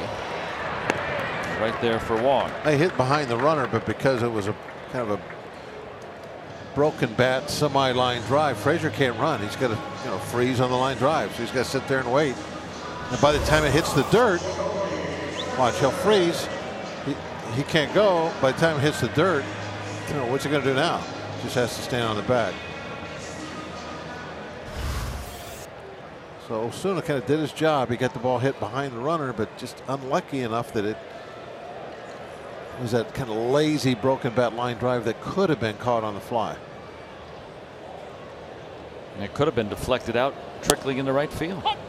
Could have been. What'd you say yesterday's game? Candy and nuts? If ifs and buts were candy and nuts, my would the world be sweet. Yep. Well, kind of applies to that one. Well, Williams not on deck. The Pirates trailing. Frazier going to be held at third. On that bounding base hit by Mercer. And yeah, this is a good spot here.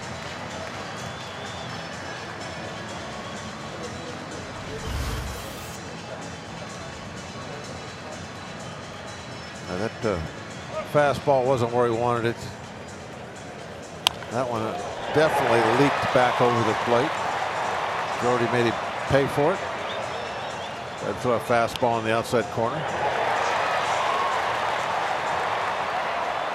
Can't score on that. Again, had to wait till it got through the infield to the outfield before he could break the third.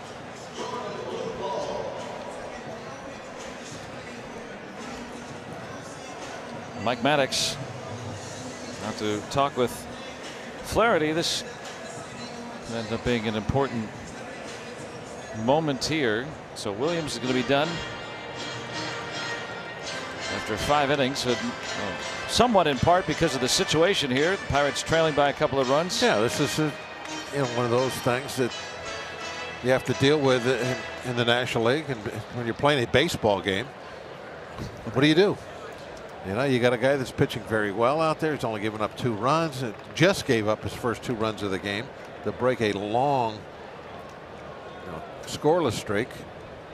But you got to make this move to try and answer, get something back, and it didn't work. Yeah. No, they forego having Harrison and Freese on the bench today. They go with the rookie Luplow, who's never had a pinch hit. And 1 pitch, inning-ending double play.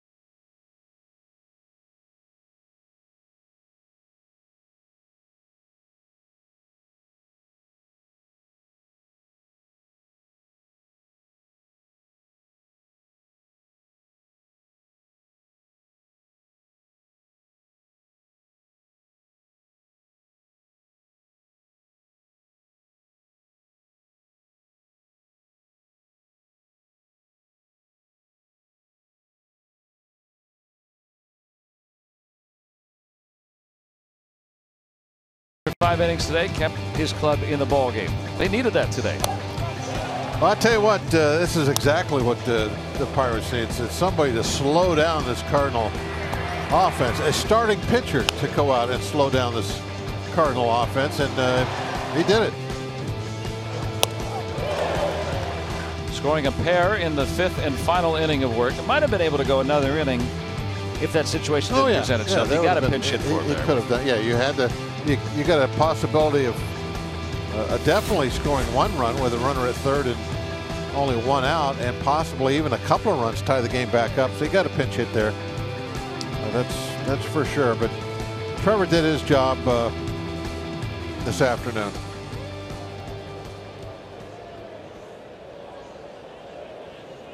Richard Rodriguez will now see if he can do the same. Shut him down. Keep it a 2-run game. Against the bottom of the order with Greg Garcia to start.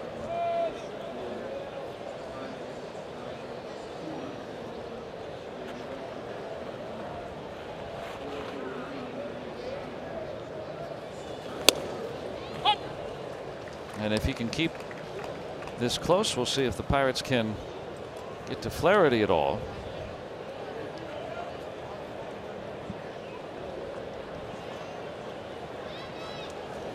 And Clint Hurdle was talking about, the position a manager is in, having to think about today's game, having to think about tomorrow's game, the next game, the repercussions of this and that. Yesterday using McRae and Neverauskas in a tie game in the 5th inning, and the Cardinals scored. The Pirates did not from that point on. But if he used, say Rodriguez is not available today, you'd have to use one of those guys today, as it turns out. That's something that has to be thought about. It's not always, you just go with your best arm, otherwise their arms would fall off at some point, because that's why you have certain pitchers that pitch with leads or in tight games late. And the bullpen a little bit in flux right now after the demotion of Brault and the trade of Glasnow, in terms of what if the starter doesn't go deep into the game, and that had happened the previous 3 times. All part of the decisions big league manager has to make.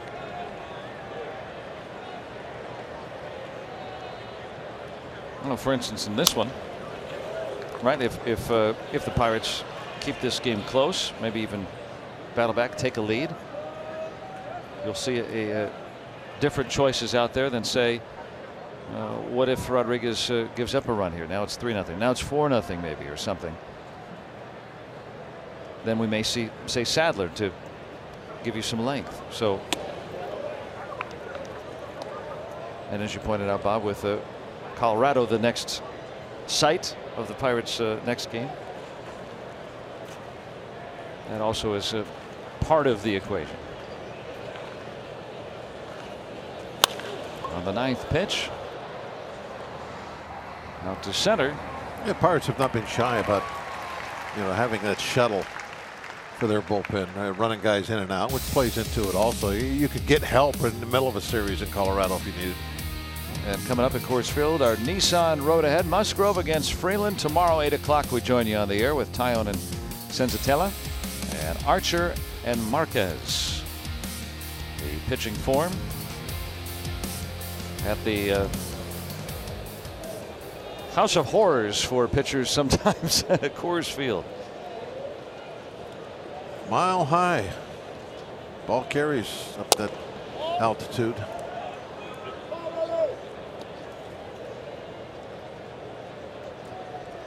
There's a Corey Dickerson fan. Get a good glimpse. Huddled down.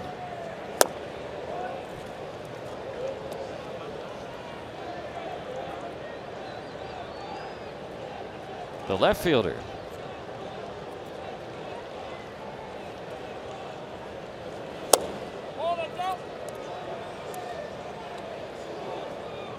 Let's go, Dickerson.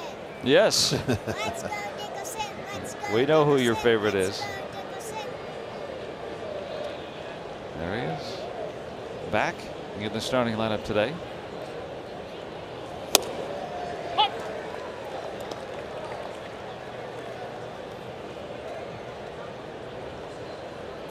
Got the ropes on. Those were very popular about 5-6 years ago. Sure. Who was your favorite player? I mean, we didn't have when we were growing up. It wasn't easy to get a jersey. But oh yeah, I never had.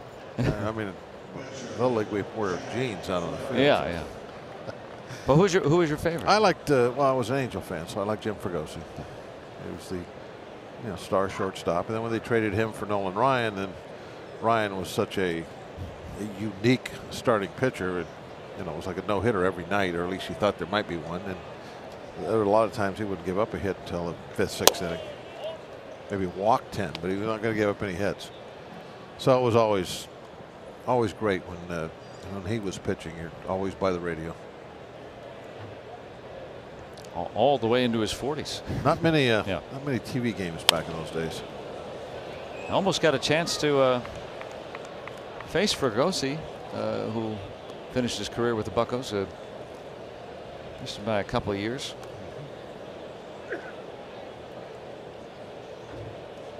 Got to know him once I became a manager. I mean, when he was a manager, and I was having to interview the opposing managers and things like that. He was a. Were you a little starstruck the first time? No, he was so easy to talk to. Yeah, he was very easy. That was a regular show on the radio we had back in the olden days. Back in the dawn of radio? The dawn of radio. The dawn of my radio. Today marks an important anniversary. Back in 1921, Harold Arlen, first paid broadcaster, KDKA Pittsburgh, broadcast the Pirates and the Phillies. So today marks that anniversary. We always look for that. 97 years ago. And we've had baseball for you ever since.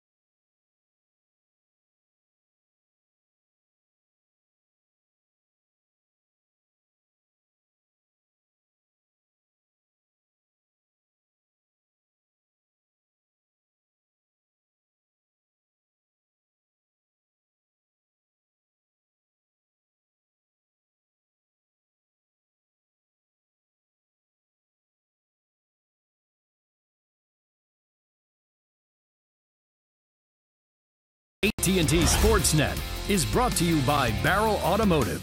With express service, you're in and out in no time. Visit barrelservice.com to find a location near you. And by Allegheny Health Network, official medical provider of the Pittsburgh Pirates and fans like you.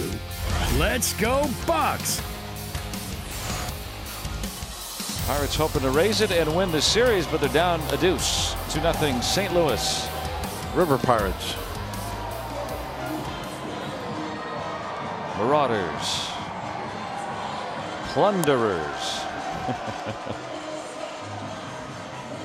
Taking a look at the lowdown, some news around baseball, and reports say that Mike Scioscia was going to step down after the season, but he denies those reports that came out late last night. Of course, he's been there the entire century as the skipper in Anaheim. Been in Southern California his whole life, it seems like. That's right. Long time Dodger catcher. Star of the great Simpsons Homer at the Bat episode, where he was weakened by poisoning. Yeah. You ever see that episode? No, but tell me more. You have to watch it. It's a classic. Well, they had several all-stars of the time. This is from the early 90s now. Yeah. Boy, it's been a long time since that's come out, but he was one of them, and accidentally tipped over some nuclear waste. And he was a blue-collar guy, right? So he wanted to work in the plant. As the owner of the nuclear power plant wanted to have a ringer softball team, so his team could win. And of course, several misfortunes all befell most of the players. And Scioscia's was that he dumped nuclear waste out of a wheelbarrow onto the floor and was hospitalized. So that's where that comes from. It's worth taking a look. Homer at the Bat. I'll watch that. Yeah. Made it into the Hall of Fame, in fact. I think it was earlier this year. Dickerson in his first start back 0 for 2 so far. Back into that now familiar leadoff spot.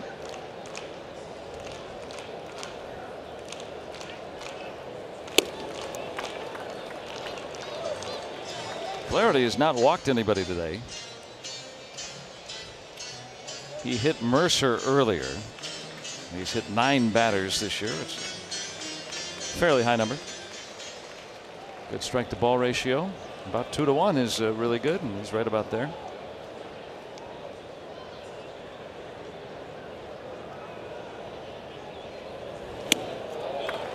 First base on balls. Pirates have the leadoff man aboard here in the 6th. MLB.TV now available at a lower price for $59.99. You can watch every out-of-market regular season game, plus get a free subscription to MLB At Bat Premium. Blackout and other restrictions apply. Visit MLB.TV and take advantage of this special offer. How does every kid in America know how to do that? Yeah. Incredible. I wonder if they have some sort of communication device. Has to be.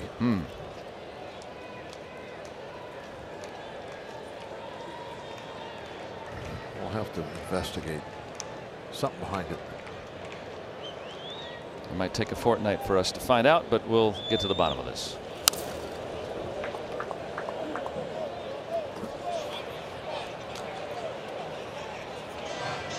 Marte hitless in his 2 trips. Pirates have had a couple of opportunities against Flaherty. First and second, nobody out. Second and third, 1 out in the 3rd. Men at the corners with 1 out in the 5th.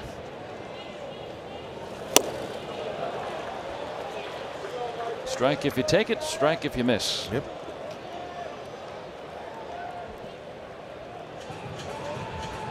Didn't matter what he was going to do on that one. Beat him with a pitch. A little activity now is chasing Shreve. Getting loose.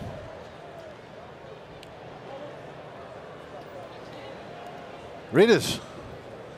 Those look pretty good right now. Warm afternoon. Yeah. 86 at game time today. Get a little Italian ice, cool yourself off. Looks like we've dodged the rain showers. My goodness, I was looking at the radar. There's some South Hills of heavy storms. Everything went by us. Hit the south. It's all right. Make the flowers grow. Yeah. Wife doesn't have to water tonight. We're heading out to Denver.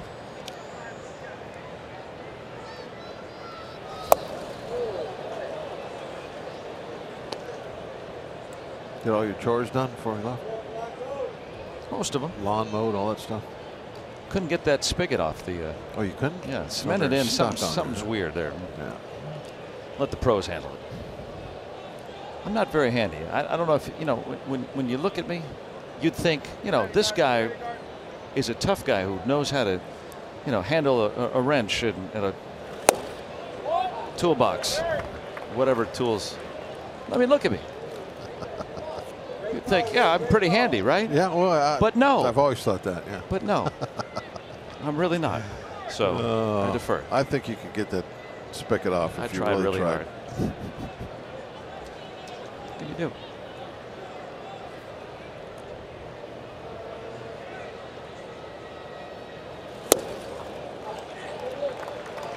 That's some patient. What's that guy's name that owns the nuclear plant? Montgomery Burns from The Simpsons. Yeah. My favorite character. Yeah. Well, Flaherty walked the leadoff man. Blanco taking some close pitches. High in the sky, but underneath just missed it. Martinez got underneath it.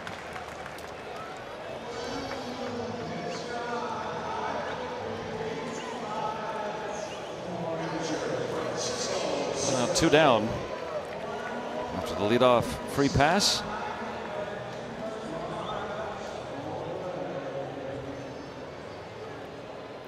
Where do the Pirates eat lunch? Home plate.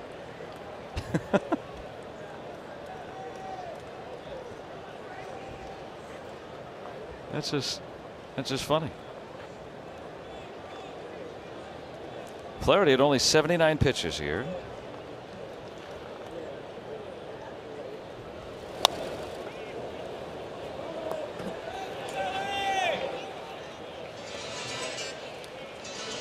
Cervelli fail.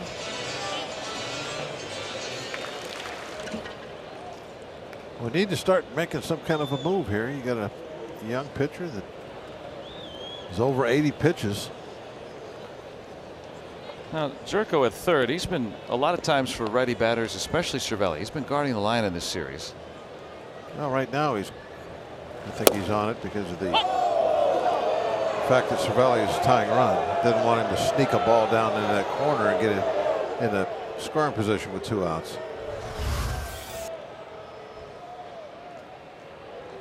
Yeah, it wasn't caught crisply, but it looked like a strike. By benefit of our UPMC Sports Medicine Strike Zone, Will Little has to do it with his own 2 eyes. So Jerko's saying, all right, you can have a single on my single. left. You can have a single to the left. There's 2 outs, and then you're going to need another couple of singles to get home. But the double down the line got a chance of scoring a run and putting Cervelli in scoring position as the tying run. So that's what he's trying to guard against. Playing at different kind of percentages. All comes down to numbers in baseball, doesn't it? Yeah, I guess so. Seems like it always does, especially nowadays. But you don't need a pie chart to tell you that. I mean, baseball's been played that way for decades, right? Yeah. Certain scenarios, you try and take away a double. Shreve ready if needed.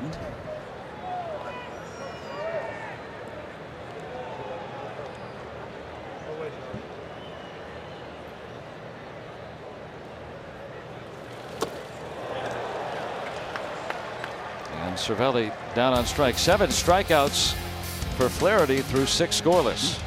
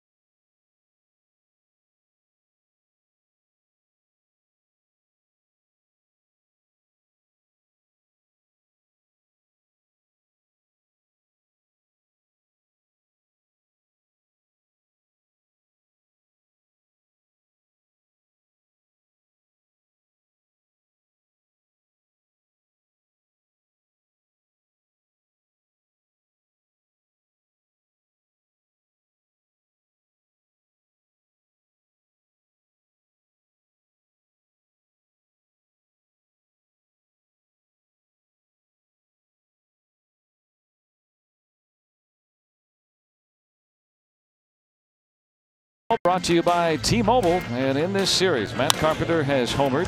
He has homered, and he is homered. Just keeping call it him up. Homer Simpson. Yeah, Homer Carpenter at least. Homer. One in each game of this series. He continues his torrid stretch. Oh, do you call him the hottest hitter in baseball? You're not going to get any argument from me right now. Man, just putting on a show. That started the scoring back in the 5th inning when he hit off Williams. 2-0 St. Louis here in the 7th. He'll try his hand against Edgar Santana. Good range by Osuna. Well, the throw not on point. There'll be an error on the throw. Yeah, you got to get that out in front of the pitcher. Have to.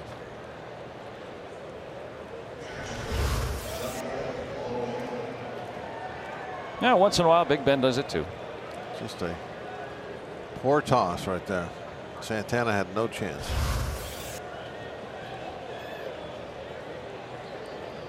Got no one to intercept it though, so that's a good thing. Different game, Joe. It's not a good thing.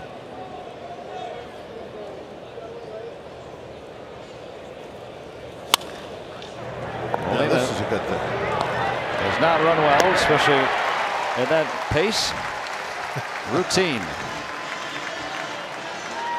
Nice crisp ground ball. Be a double play with most guys running, but especially Yadier.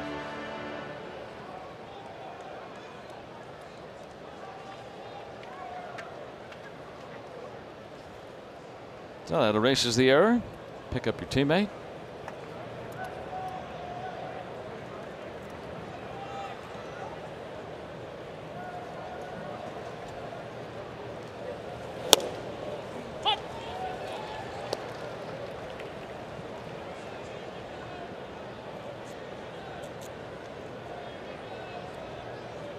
Martinez with a base hit his last time.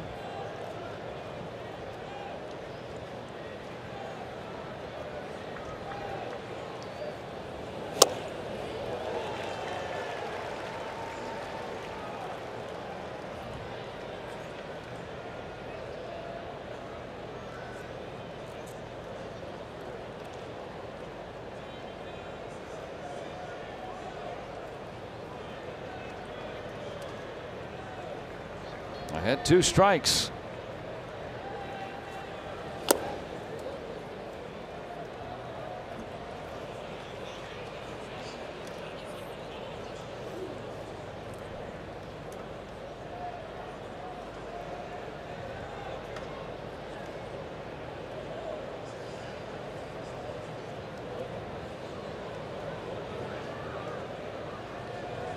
Trying to keep this game a 2-0 affair here in the 7th.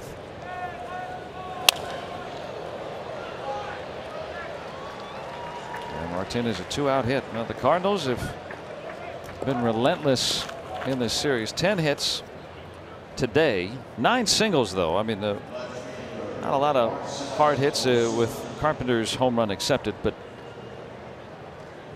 again another double-digit hit day for St. Louis. They had won 5 of 7 on the homestand against the Cubs and Rockies.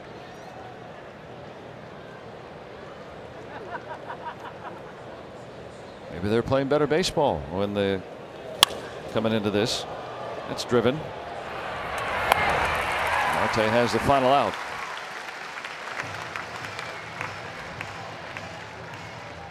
That brings us to our stretch, and here on Sundays,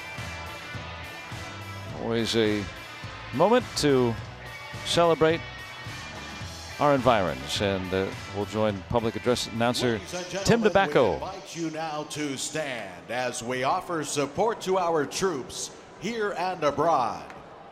The Pirates and Sport Clips welcome Michael Callahan from the United States Coast Guard. A member of the Coast Guard for 7 years, Michael has served all over our country, most recently here with the Marine Safety Unit, Pittsburgh.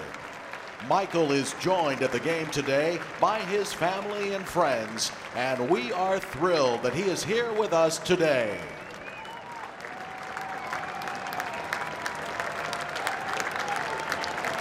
And now here to lead us with God Bless America is Gianna Canelli. God bless America, land that I love. Stand beside her and guide her through the night with the light from above,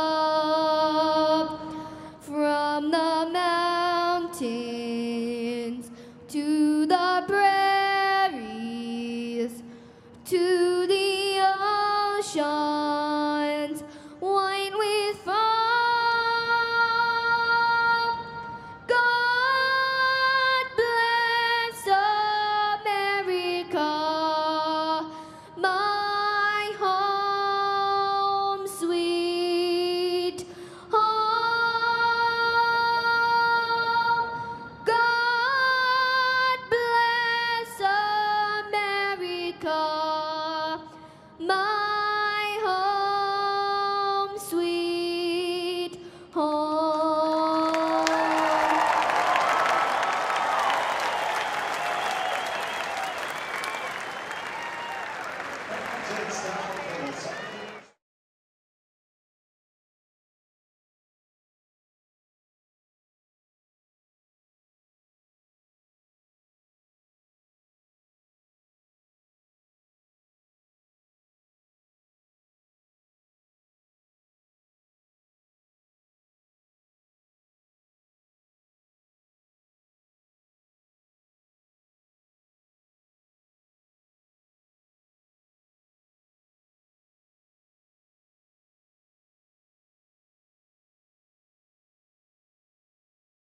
Regatta weekend, over 500,000 people ascended to the North Shore for a lot of cool things, including this pogo exhibition going on behind me.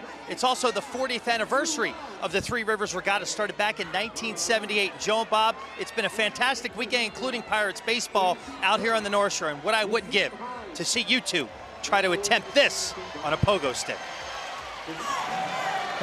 Well, I know that I could. It wouldn't be that big a deal for me. I mean, that's your regular weekend. Yeah. Yeah. I mean, in fact, I was doing that just a couple days ago, just showing off with the grandkids a little bit. Yeah. It looks hard, but really it's not, because you get that momentum from the pogo stick going up. And now, can you do that? All you got to do is, once you get to a certain height, you just lean back, and it's just automatic. You go over. Wow, I did not know this about you. Likes coffee, afraid of spiders, and can do mid-air somersaults on pogo sticks. Oh yeah. I started doing it when I was a kid. When I was a young kid, I started doing it. It's kind of stayed with me. It's not that big a deal. And impressive. Jairo Munoz will take over in right field. And Chasen Shreve now aboard. The Portsider.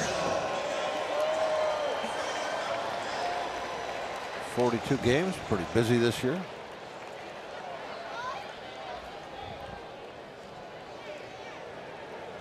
Pirates will use Josh Harrison to bat for Colin Moran here in the 7th.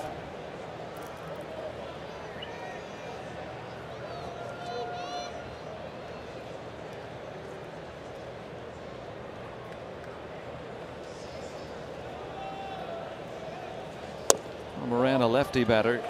It's a 170 against lefties, so trying to get the platoon advantage here to start the inning. I'm surprised they took Flaherty out. The pitch count was still okay. What, about 90 pitches? Could maybe had one more 84, inning. 84. Oh, 84, that was it? Yeah. Yeah, that is surprising. The spot didn't come up. The manager always knows more than we do up here.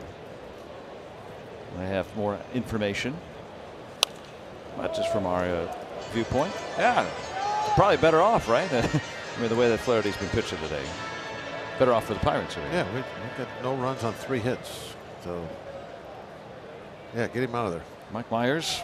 I like it better. Impressive stuff last night.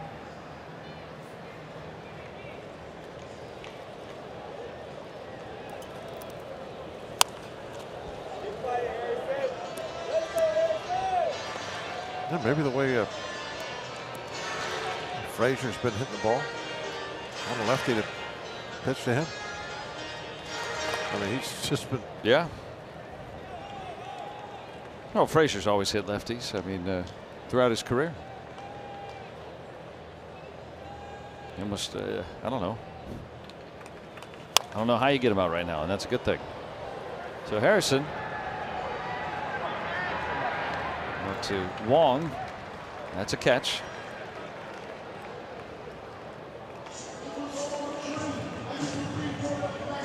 Leadoff man retired in the Pirates' 7th. Shreve, the former Yankee, will face Frazier, who doubled his last time around.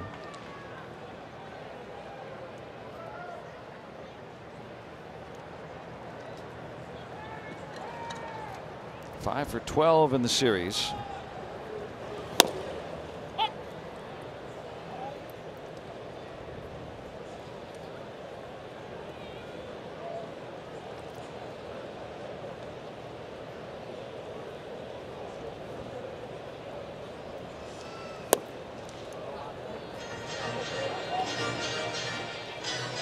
That leadoff double in the 5th by Frazier. It was looking like maybe the Pirates could answer the Cardinals' pair runs in the top half.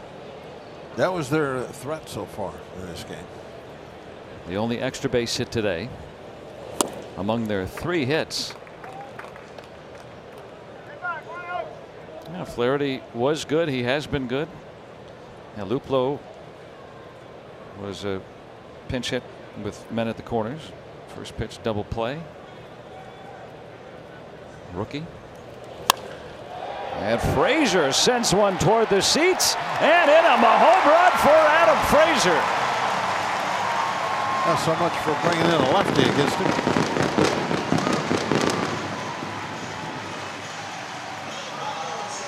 He is red hot right now, and the Buccos get one on the board on the 4th home run by Frazier. And now that they're by Frazier, they won't have need for the lefty. They're going to make a change. Frazier, a .320 career hitter against left-handed pitching. This one here just tattooed. That was a little spinner. Cement mixer slider. Nice loft on that ball too. Statcast tells us projected at 370 feet for Frazier. Now it's a 1-run ball game here in the 7th as the Pirates get to the Cardinals bullpen.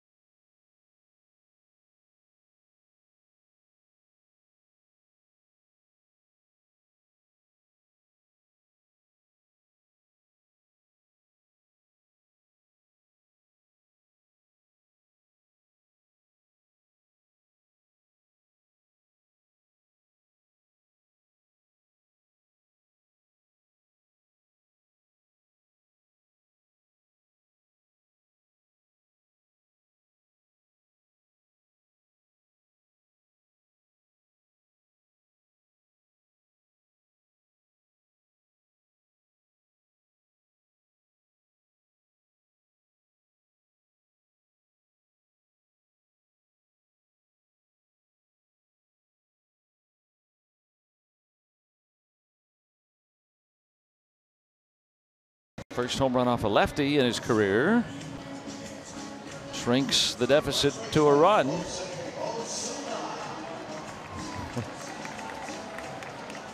She's more involved with the parrot right now, getting to meet the parrot. We see Mike Myers for a second night.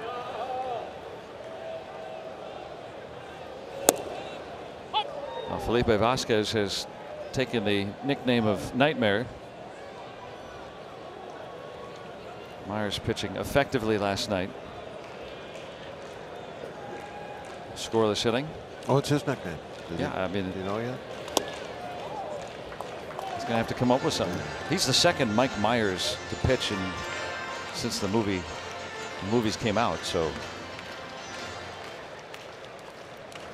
I don't know. We'll see by the way he pitches.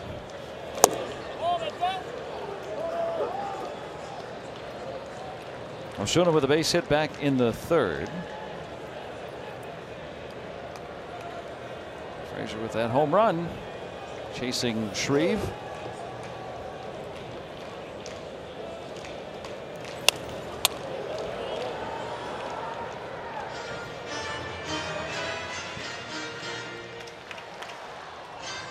Osuna's got some power too.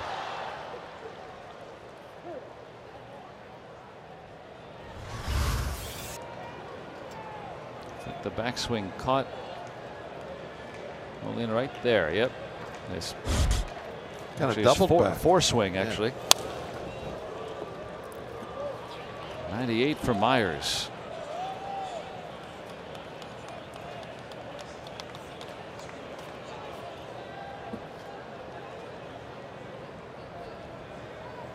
Of all the innings he's caught, how many times had to deal with guys hitting him with the bat?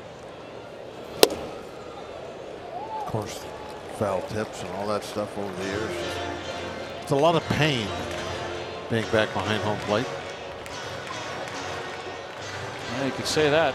Molina missing 26 games earlier this year with an instance of great pain. That's the second out. Myers was impressive last night. That velocity's gone way up since Pirates last saw him earlier this year. And they're making that slider down, 90-mile-per-hour slider. Yeah, that was a pretty good location also. It was right there.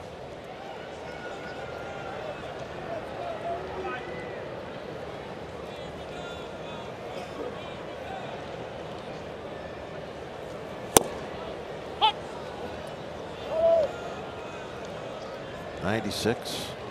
Good stuff. Mixing that hard slider with good velocity on the fastball. His pitches have mustard on them. Yes, they do. Working toward a nickname here. Well, he played his college ball at Ole Miss. How about Oscar? Oscar Myers. Oh, I see where you're going. Oh, I see. All right. Now, he's not enough of a showman to be a hot dog. No, but that's why I went with the mustard. We could see if the Pirates could catch up against him. They're down a run. You know the next one that's coming. Chopped up pickles, right? Ha ha ha. No, he's got to have a nickname somewhere. That's what nicknames are all about. We'll find out for Players Weekend. Yeah, that's right. That's coming up. When the players get to wear their favorite nickname on the back of their shirts. Crick and Kella.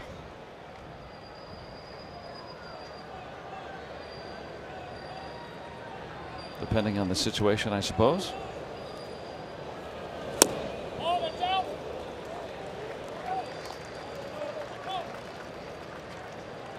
And Elias Diaz in the on deck circle. Should the inning continue.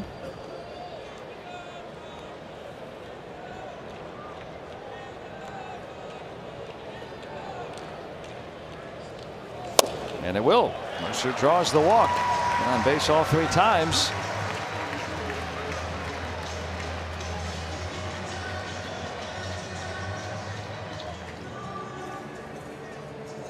So Santana out. And Elias Diaz come off the Pirate bench. 2 for 12 as a pinch hitter. Good overall numbers.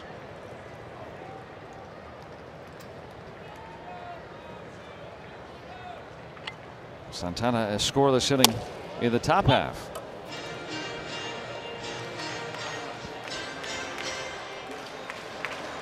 And a quick work too. Trying to keep this game close. Frazier's home run has made it closer. 2-1.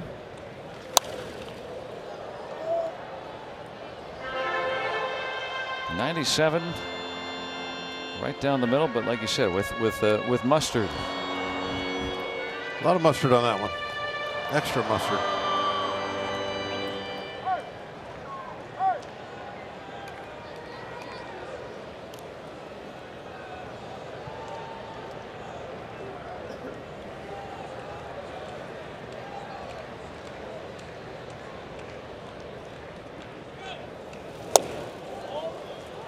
Laid off the slider, 1-2.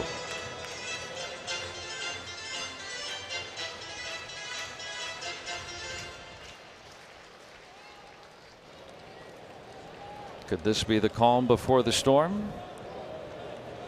Diaz has plenty of pop.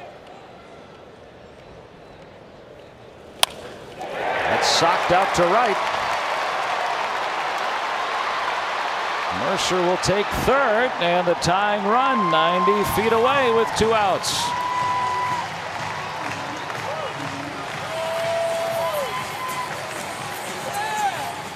How about that pitch before this one here? Yeah, with 2 strikes. I mean, that one's right down the middle, but the 2-strike slider that he didn't even really flinch on. That was really good. That was very impressive. And recognition. And then you get to see another pitch now because you didn't chase that one, and gets a fastball that's up that he can handle and bangs it in the right field. With 2 outs, Mercer able to take third. Representing the tying run, Myers is gone. Dickerson coming up.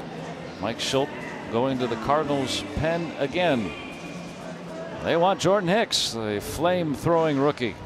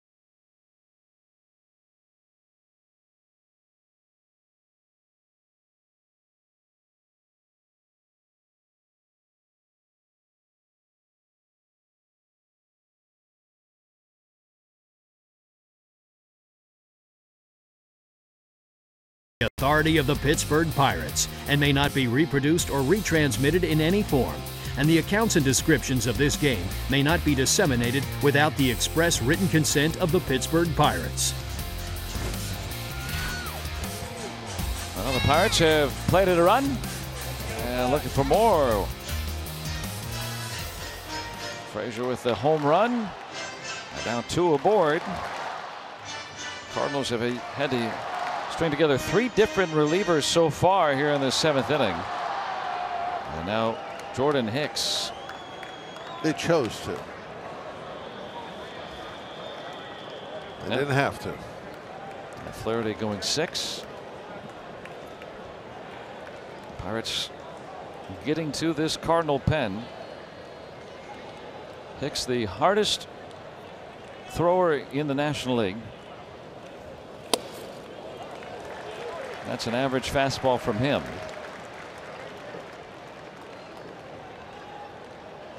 But a rookie who last year finished the season in Palm Beach in A-ball. Been up all season. Has pitched well. But occasionally the walks will get him.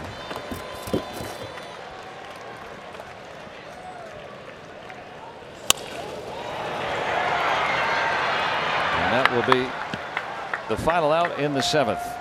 But the Pirates have the deficit thanks to Adam Frazier. Cardinals can't cool them off. His 4th home run makes it a 2-1 game.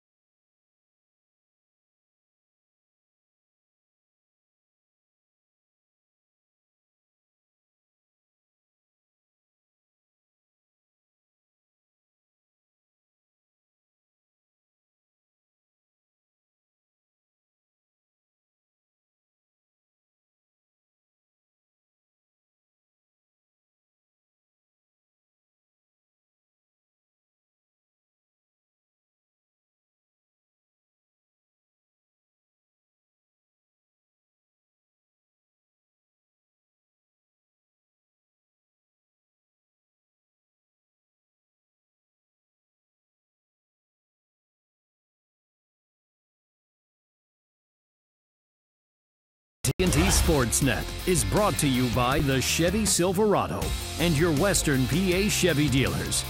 And by Levin's, the official furniture and mattress supplier to the Pittsburgh Pirates. For the best quality, service, and value, shop Levin's. Let's go Bucks!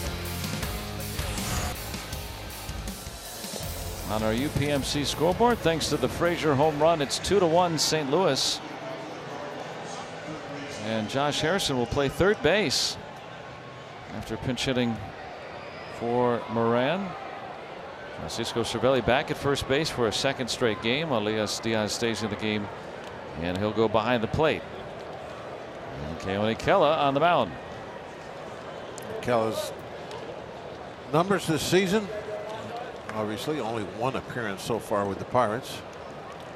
Not give up many hits. Very low opponent batting average.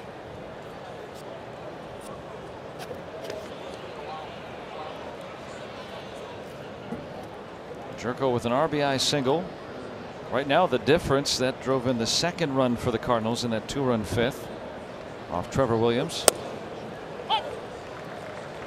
Williams with the first 5. Rodriguez a scoreless 6th. Santana a scoreless 7th. Pirates using their better relievers here to try to keep the game close. So far they have done some work. Good breaking ball there by Kela. This is the invisible. Good tight hook. Look at that. Got a power fastball, not a super hard thrower, but better than average. And he's got the real nice tight low 80s curveball.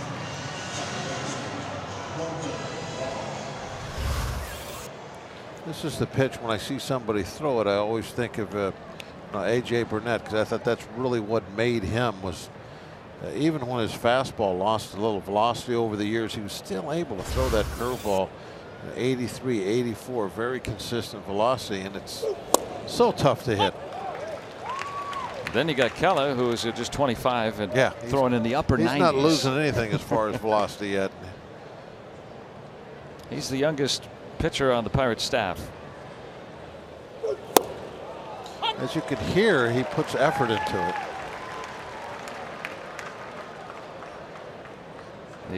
The key grunt.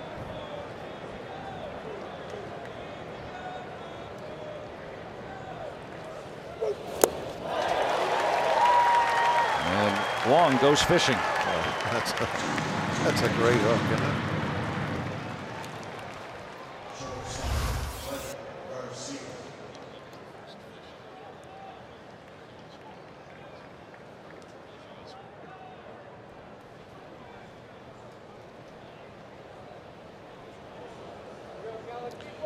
Pretty nice acquisition, I would say. Yeah, I mean, very effective closer. Will be in uniform for the Pirates. So they have him for the following 2 seasons as well. A lot of options now for Clint Hurdle. Yeah, the bullpen is rounding in shape. The back end of it, a lot of tools. You got 5 guys who are all having great seasons, and a lot of young guys too. At one time, that would have been the whole bullpen. Right.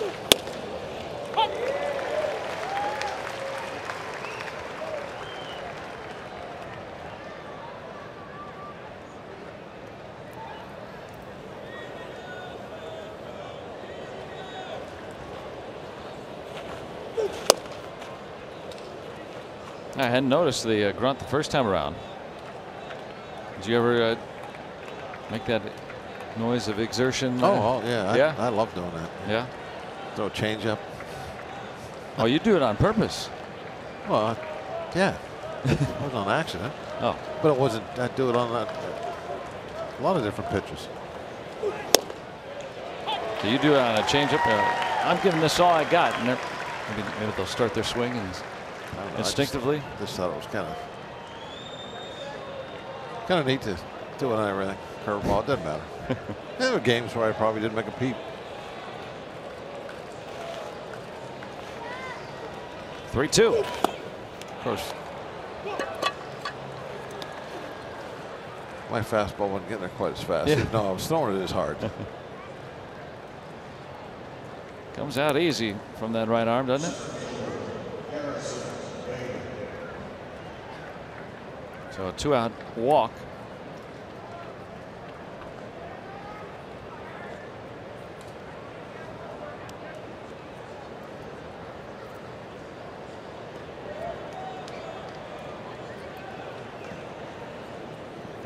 It's running. And Garcia with his first stolen base of the year.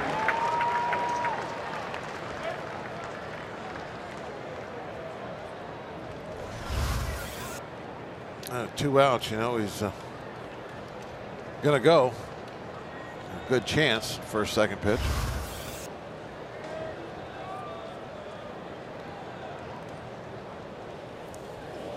Oh yeah.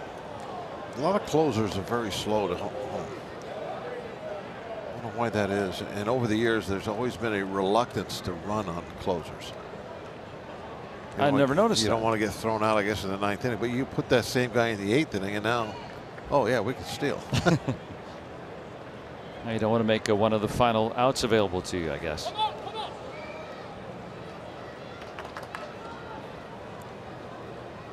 Kind of stressful to try to, when you're trying to steal down by 1, 9th inning. You're up by 1 in the 8th. A little bit Go for it. easier feeling, yeah.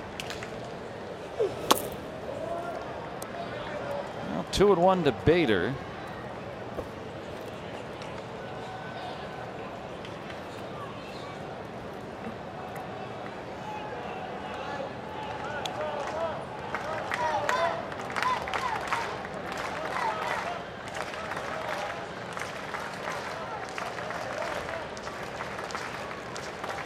One-run game in the 8th. Lazy fly ball out to Marte. And Kella issues a scoreless eighth. So the Pirates bullpen keeping them in it. Let's see if they can get the equalizer.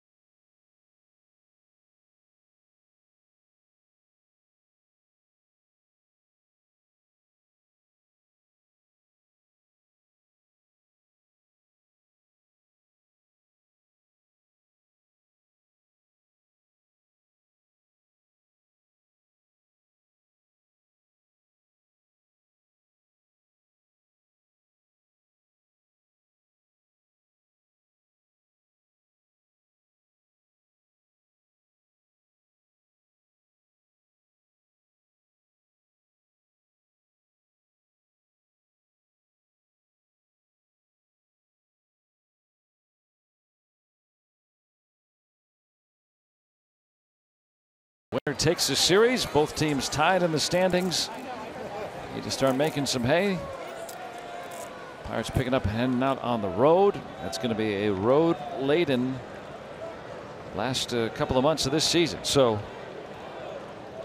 a late inning comeback, maybe to propel them out toward the Rockies. Hard hit, but right at Jerko. One pitch, one out for Hicks. We got the final out in the 7th. And the Pirates have had some success against the hard-throwing Hicks. Polanco coming up. And back in May, game-tying double in the 8th inning. Off Hicks. Has an opportunity to tie the game here in this 8th inning. Boy, that's some power versus power. Yeah, with hard throwers like Hicks, obviously, a guy that throws up over 100 miles an hour. You're going to get some fastballs to hit, so you gear up. You try to start the bat a little early and be aggressive with them. 99. If you're trying to hit a ball out of the ballpark. Now, if you're just looking for base runners, that sort of thing, then you try to take advantage of the fact that the youngster can be a little wild. But you want to hit a ball out of the ballpark, hey, I'm going to get a fastball. I'm swinging early, and I'm going to try and hit it in the river. That looked like that was Marte's plan. He hit it very hard. He just got it on the ground. That time the breaking ball, but Polanco was able to recognize it and lay off. Now it seems to me that you got your home run leader. Yeah, okay, go ahead, try to tie it.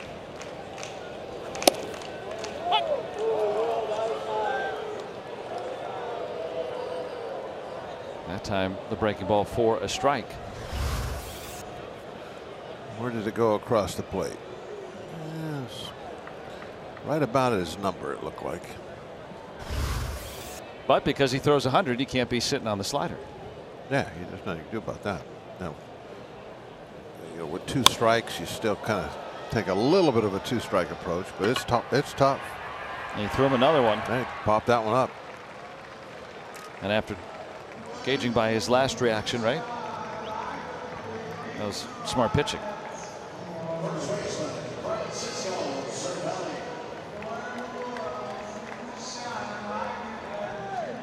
Well, Hicks gets through the first 2 here in the 8th. Cervelli looking for one more A. Now to run here in the 8th.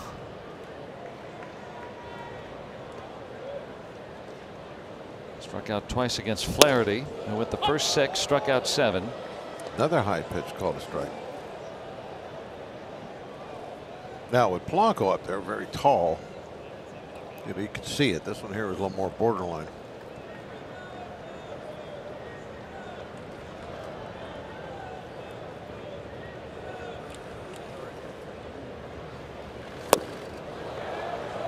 Now the way that Hicks is using that breaking ball, he's putting it in a good spot, and there's not a lot of tell there.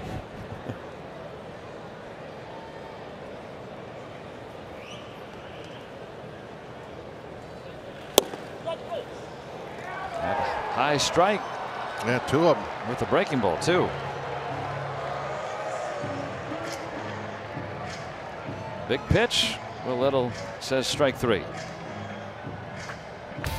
So the 9th coming up, and the Cardinals still up by 1.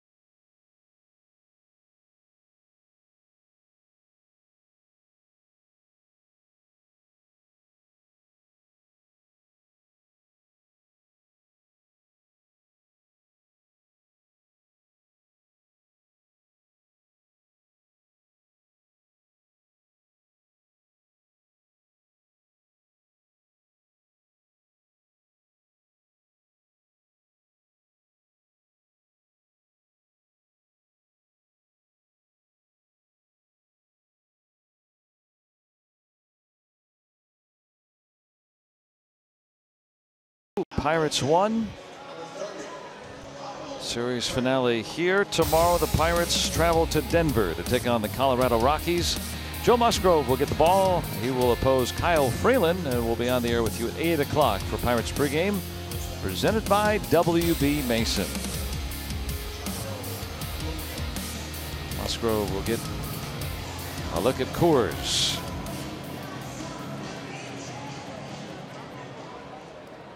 We'll get a look at Kyle Crick. Hitters haven't been getting a very good look at him. Fine season. Lots of strikeouts, not giving up hardly any hits.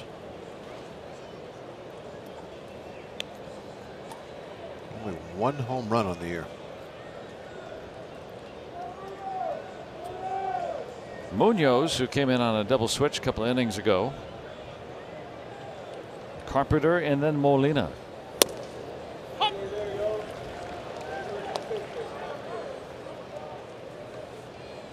Yeah, Crick has been very good.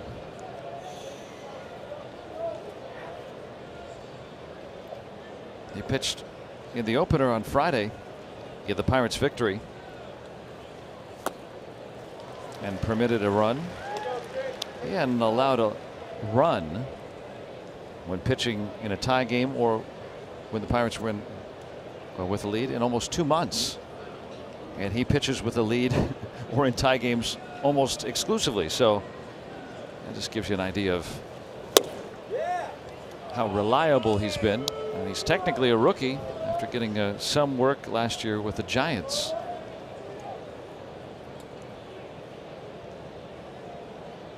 Came over in the trade that sent Andrew McCutchen there. That breaking ball had a lot of sweep to it. Really broke way outside. There he is. Kind of always know where he is, right? Well, the Cardinals are at the bat. He's homered again today, 3 straight games.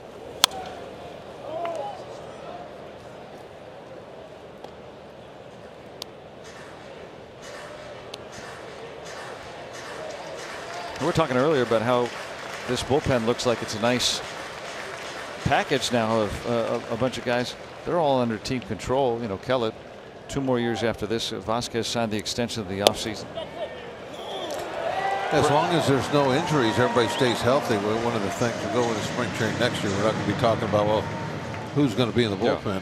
And there's, you know, bullpen is the most erratic of probably all spots on a team. So you're going to see guys that maybe are performing well this year. Maybe they don't do as well next year. Maybe some guys that haven't done as well this year are the stars of next year's bullpen. But if you've got 5 guys down there, more than likely, most of those guys are going to continue to be reliable. You would think.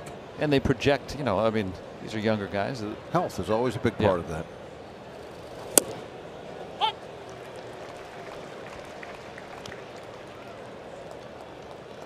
Carpenter starting up a new streak. 3 straight games with a home run. Last month, where he was the player of the month, he homered in 6 consecutive games.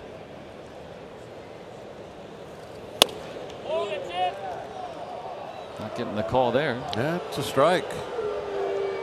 Well, Little's had a pretty good strike zone today. We've seldom questioned his judgment.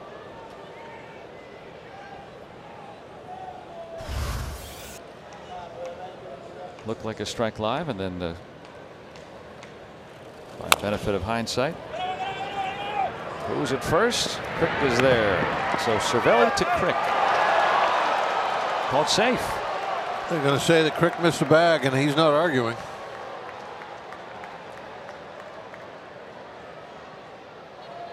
Looked like he had 3 different guys that could have fielded that ball. Well, come on, touch it, touch it. Well, you can't tell that he didn't touch it, and you can't tell that he touched it, at least on that angle.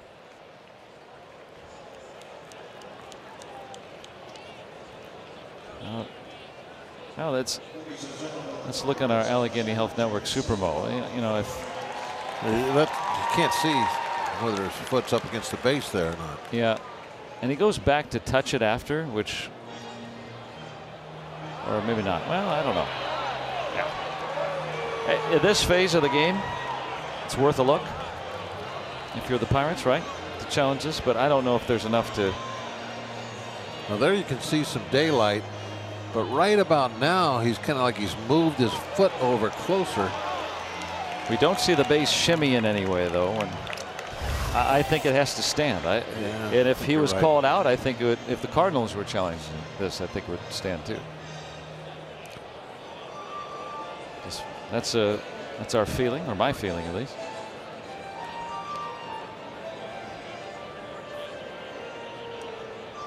Carpenter reached on an error last time, and unless the call's overturned here, you would estimate another mistake here, allowing Carpenter to reach. You know, when I was first watching that, they are going to call out. How about that? Joe, you're wrong again. I'm glad. How about that? What a surprise. I'm a little surprised by that.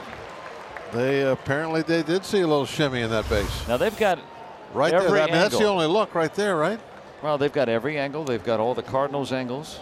If there's a blimp flying overhead, they could probably access that too. Oh, I saw the shimmy right there.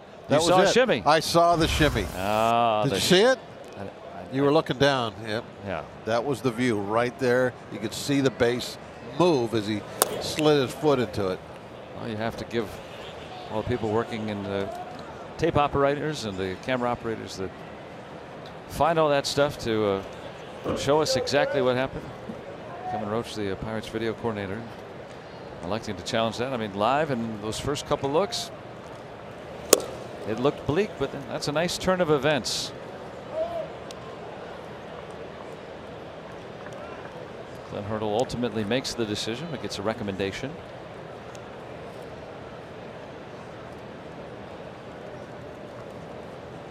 So now 2 outs, the base is clear. Molina's had 5 hits the last 2 games here. So, but Norris pitched last night, started warming when it was a safe situation, ended up being a 4-run affair.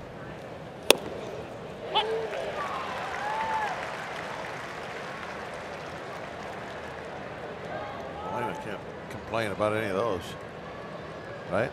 Yeah, After well, the last inning when Hicks was getting that call. Yeah, so he's just got to take it. Last pitch, borderline high.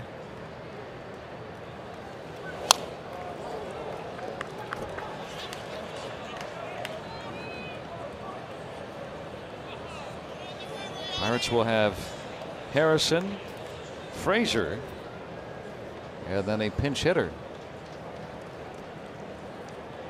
in the 9th.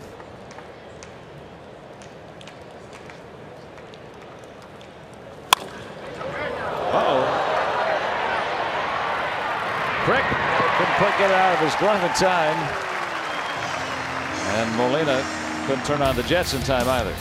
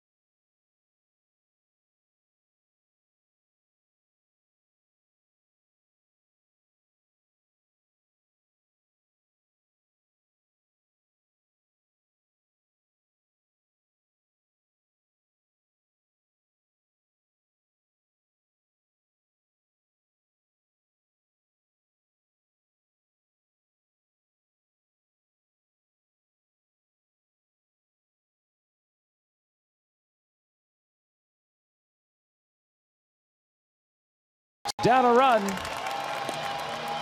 Winner takes a series and moves ahead of the other.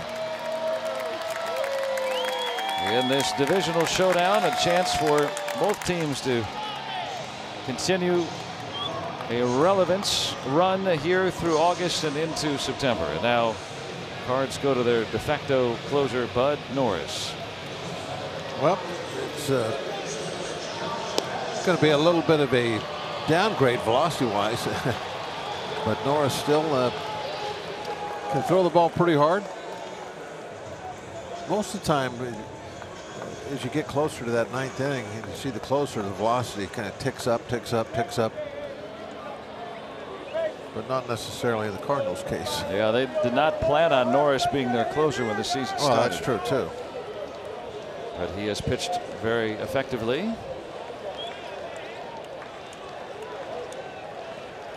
Josh Harrison will lead it off against Norris. It's got to be tough coming in after a Hicks if you're a power guy, right?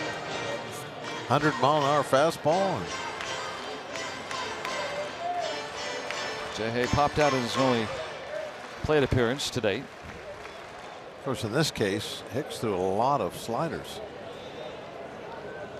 Think about it. And the first pitch to Jay was a slider. And a 93-mile-an-hour fastball that was borderline upstairs for strike two.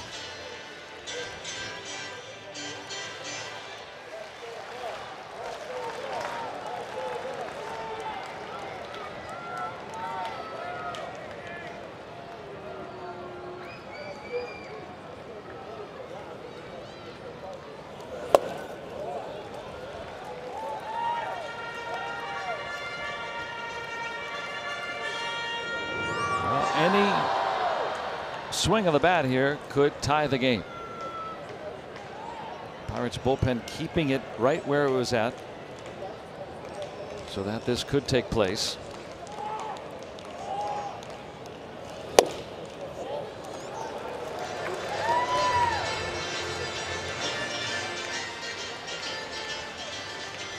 Frazier homered his last time up.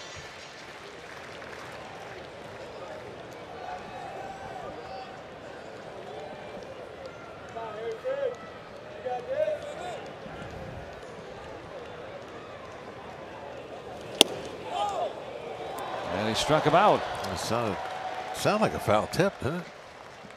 Thought I heard a little double something there. But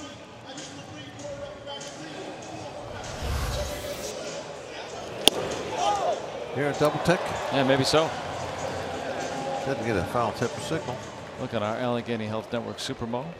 Just the way. No, absolutely not. Just the way it hit the mitt. Not even close to being a foul tip. Supermo always tells the truth. Supermo is a truth teller. Always is. Frazier's doubled and homered. Well, can Lightning strike twice? Sure.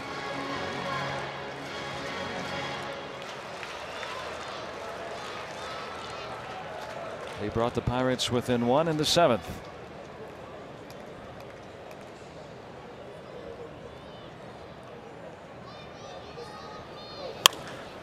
Going the opposite way. That's gonna tail.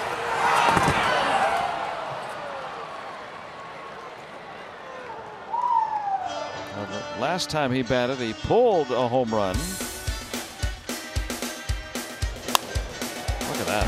Just opening up. 370 feet projected on StatCast.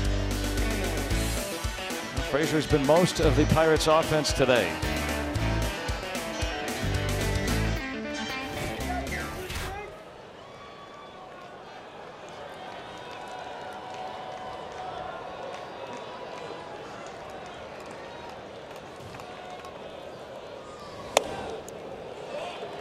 Now 1-2 on Frazier. Pitcher spot is due up next after an earlier double switch. Sean Rodriguez is on deck. So David Freese, who has not appeared in the game, who's probably your out of the 5 guys who are on the bench today, probably your best pinch hitting option, either is unavailable or maybe trying to get a day off today, you'd think. Not sure. It will be Rodriguez. Will be the Pirates' last hope after Norris strikes out Frazier.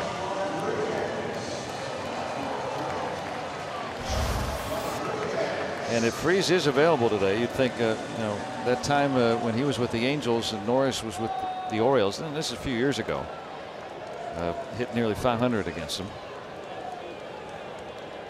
Rodriguez certainly has that power stroke if he connects.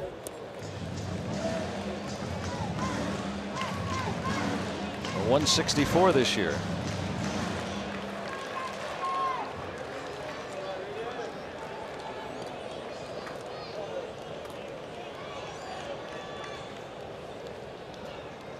Pirates' last hope here in the 9th. In the air to right. Long has it. And the Cardinals take 2 out of 3 in this pitcher's duel this afternoon. It goes in favor of St. Louis, and the Pirates now fall back behind them in the standings. Yeah, the offense just didn't do anything at all other than Frazier today. He got 5 base hits in the 1 run, the solo home run, and that's the story of today's game for me. We were really talking about the starting pitching at the beginning of the game, and that we needed a strong start to win this game. Well, we got a strong start, but couldn't support it and lose the series. Yeah, Flaherty's pretty good, and he showed that here this afternoon as the Cardinals win the game 2-1 and take the series 2-1. And now let's go out to Dan and Michael. All right, gentlemen, thank you very much. Well, on the pregame show, we talked about priority number one being that the Pirates need to find a way to limit what the Cardinals offense has been able to do. Or, as Michael put it, maybe the Pirates would find a way to out-hit and outscore the Redbirds. Unfortunately, from what we saw over 9 innings, it was not in the cards for the offense of the Pirates today. They did a great job today. The Buccos did an absolutely great job of kind of holding them back a little bit, not letting them slug. Yesterday you saw them playing literally blackjack, doubling down on every ball they saw. Today they had 9 singles, and of course Carpenter had a home run, but at the end of the day, great pitching by Williams, holding them to 2 runs, keeping them in the ball game, and the bullpen came in and shut the door for 4 straight innings. No runs allowed, but the Pirates just could not get a hold of Flannery while he was in there for those 6 innings, and then they made about 15 pitching changes right after that, setting up matchups and whatnot. It just wasn't the day for the Buccos. They couldn't get on top. Well, just as we promised earlier in the game, it's time for our Miller Lite Hold True moment. This afternoon's meeting between Jack Flaherty and Trevor Williams, round 4. Round 4 between them this season. Really, as you said, Michael, Jack dialed in from the start, allows just 3 hits over 6 shutout innings and strikes out 7. Yeah, he was able to use all the zone today. He was going in with that sinker, which was as good as I've seen. He's able to get more depth and a little bit more speed off of that slider today to give it a little bit more break, and he was able to throw it hard at times, almost like a cutter. He had command of everything, was able to really take control of the game, and when he needed a strikeout, he reached down in that back pocket and got it, and got out of his own jams. Only a couple of jams he actually got into. We have all kinds of things to talk about on the postgame show. Coming up, we'll take you downstairs to hear Clint Hurdle's post-game comments about what he saw this afternoon against the Redbirds. You'll also hear from the Pirates themselves as they pack up their gear and get ready to hit the road. Extended highlights of the Pirates and Cardinals and analysis from Michael McHenry. We'll also check in on the 2 teams in front of the Bucs in the NL Central. I guess that's actually now 3 teams. We'll check on the wild card picture and get you ready for the Rockies as well. It's all coming up next on Pirates Postgame.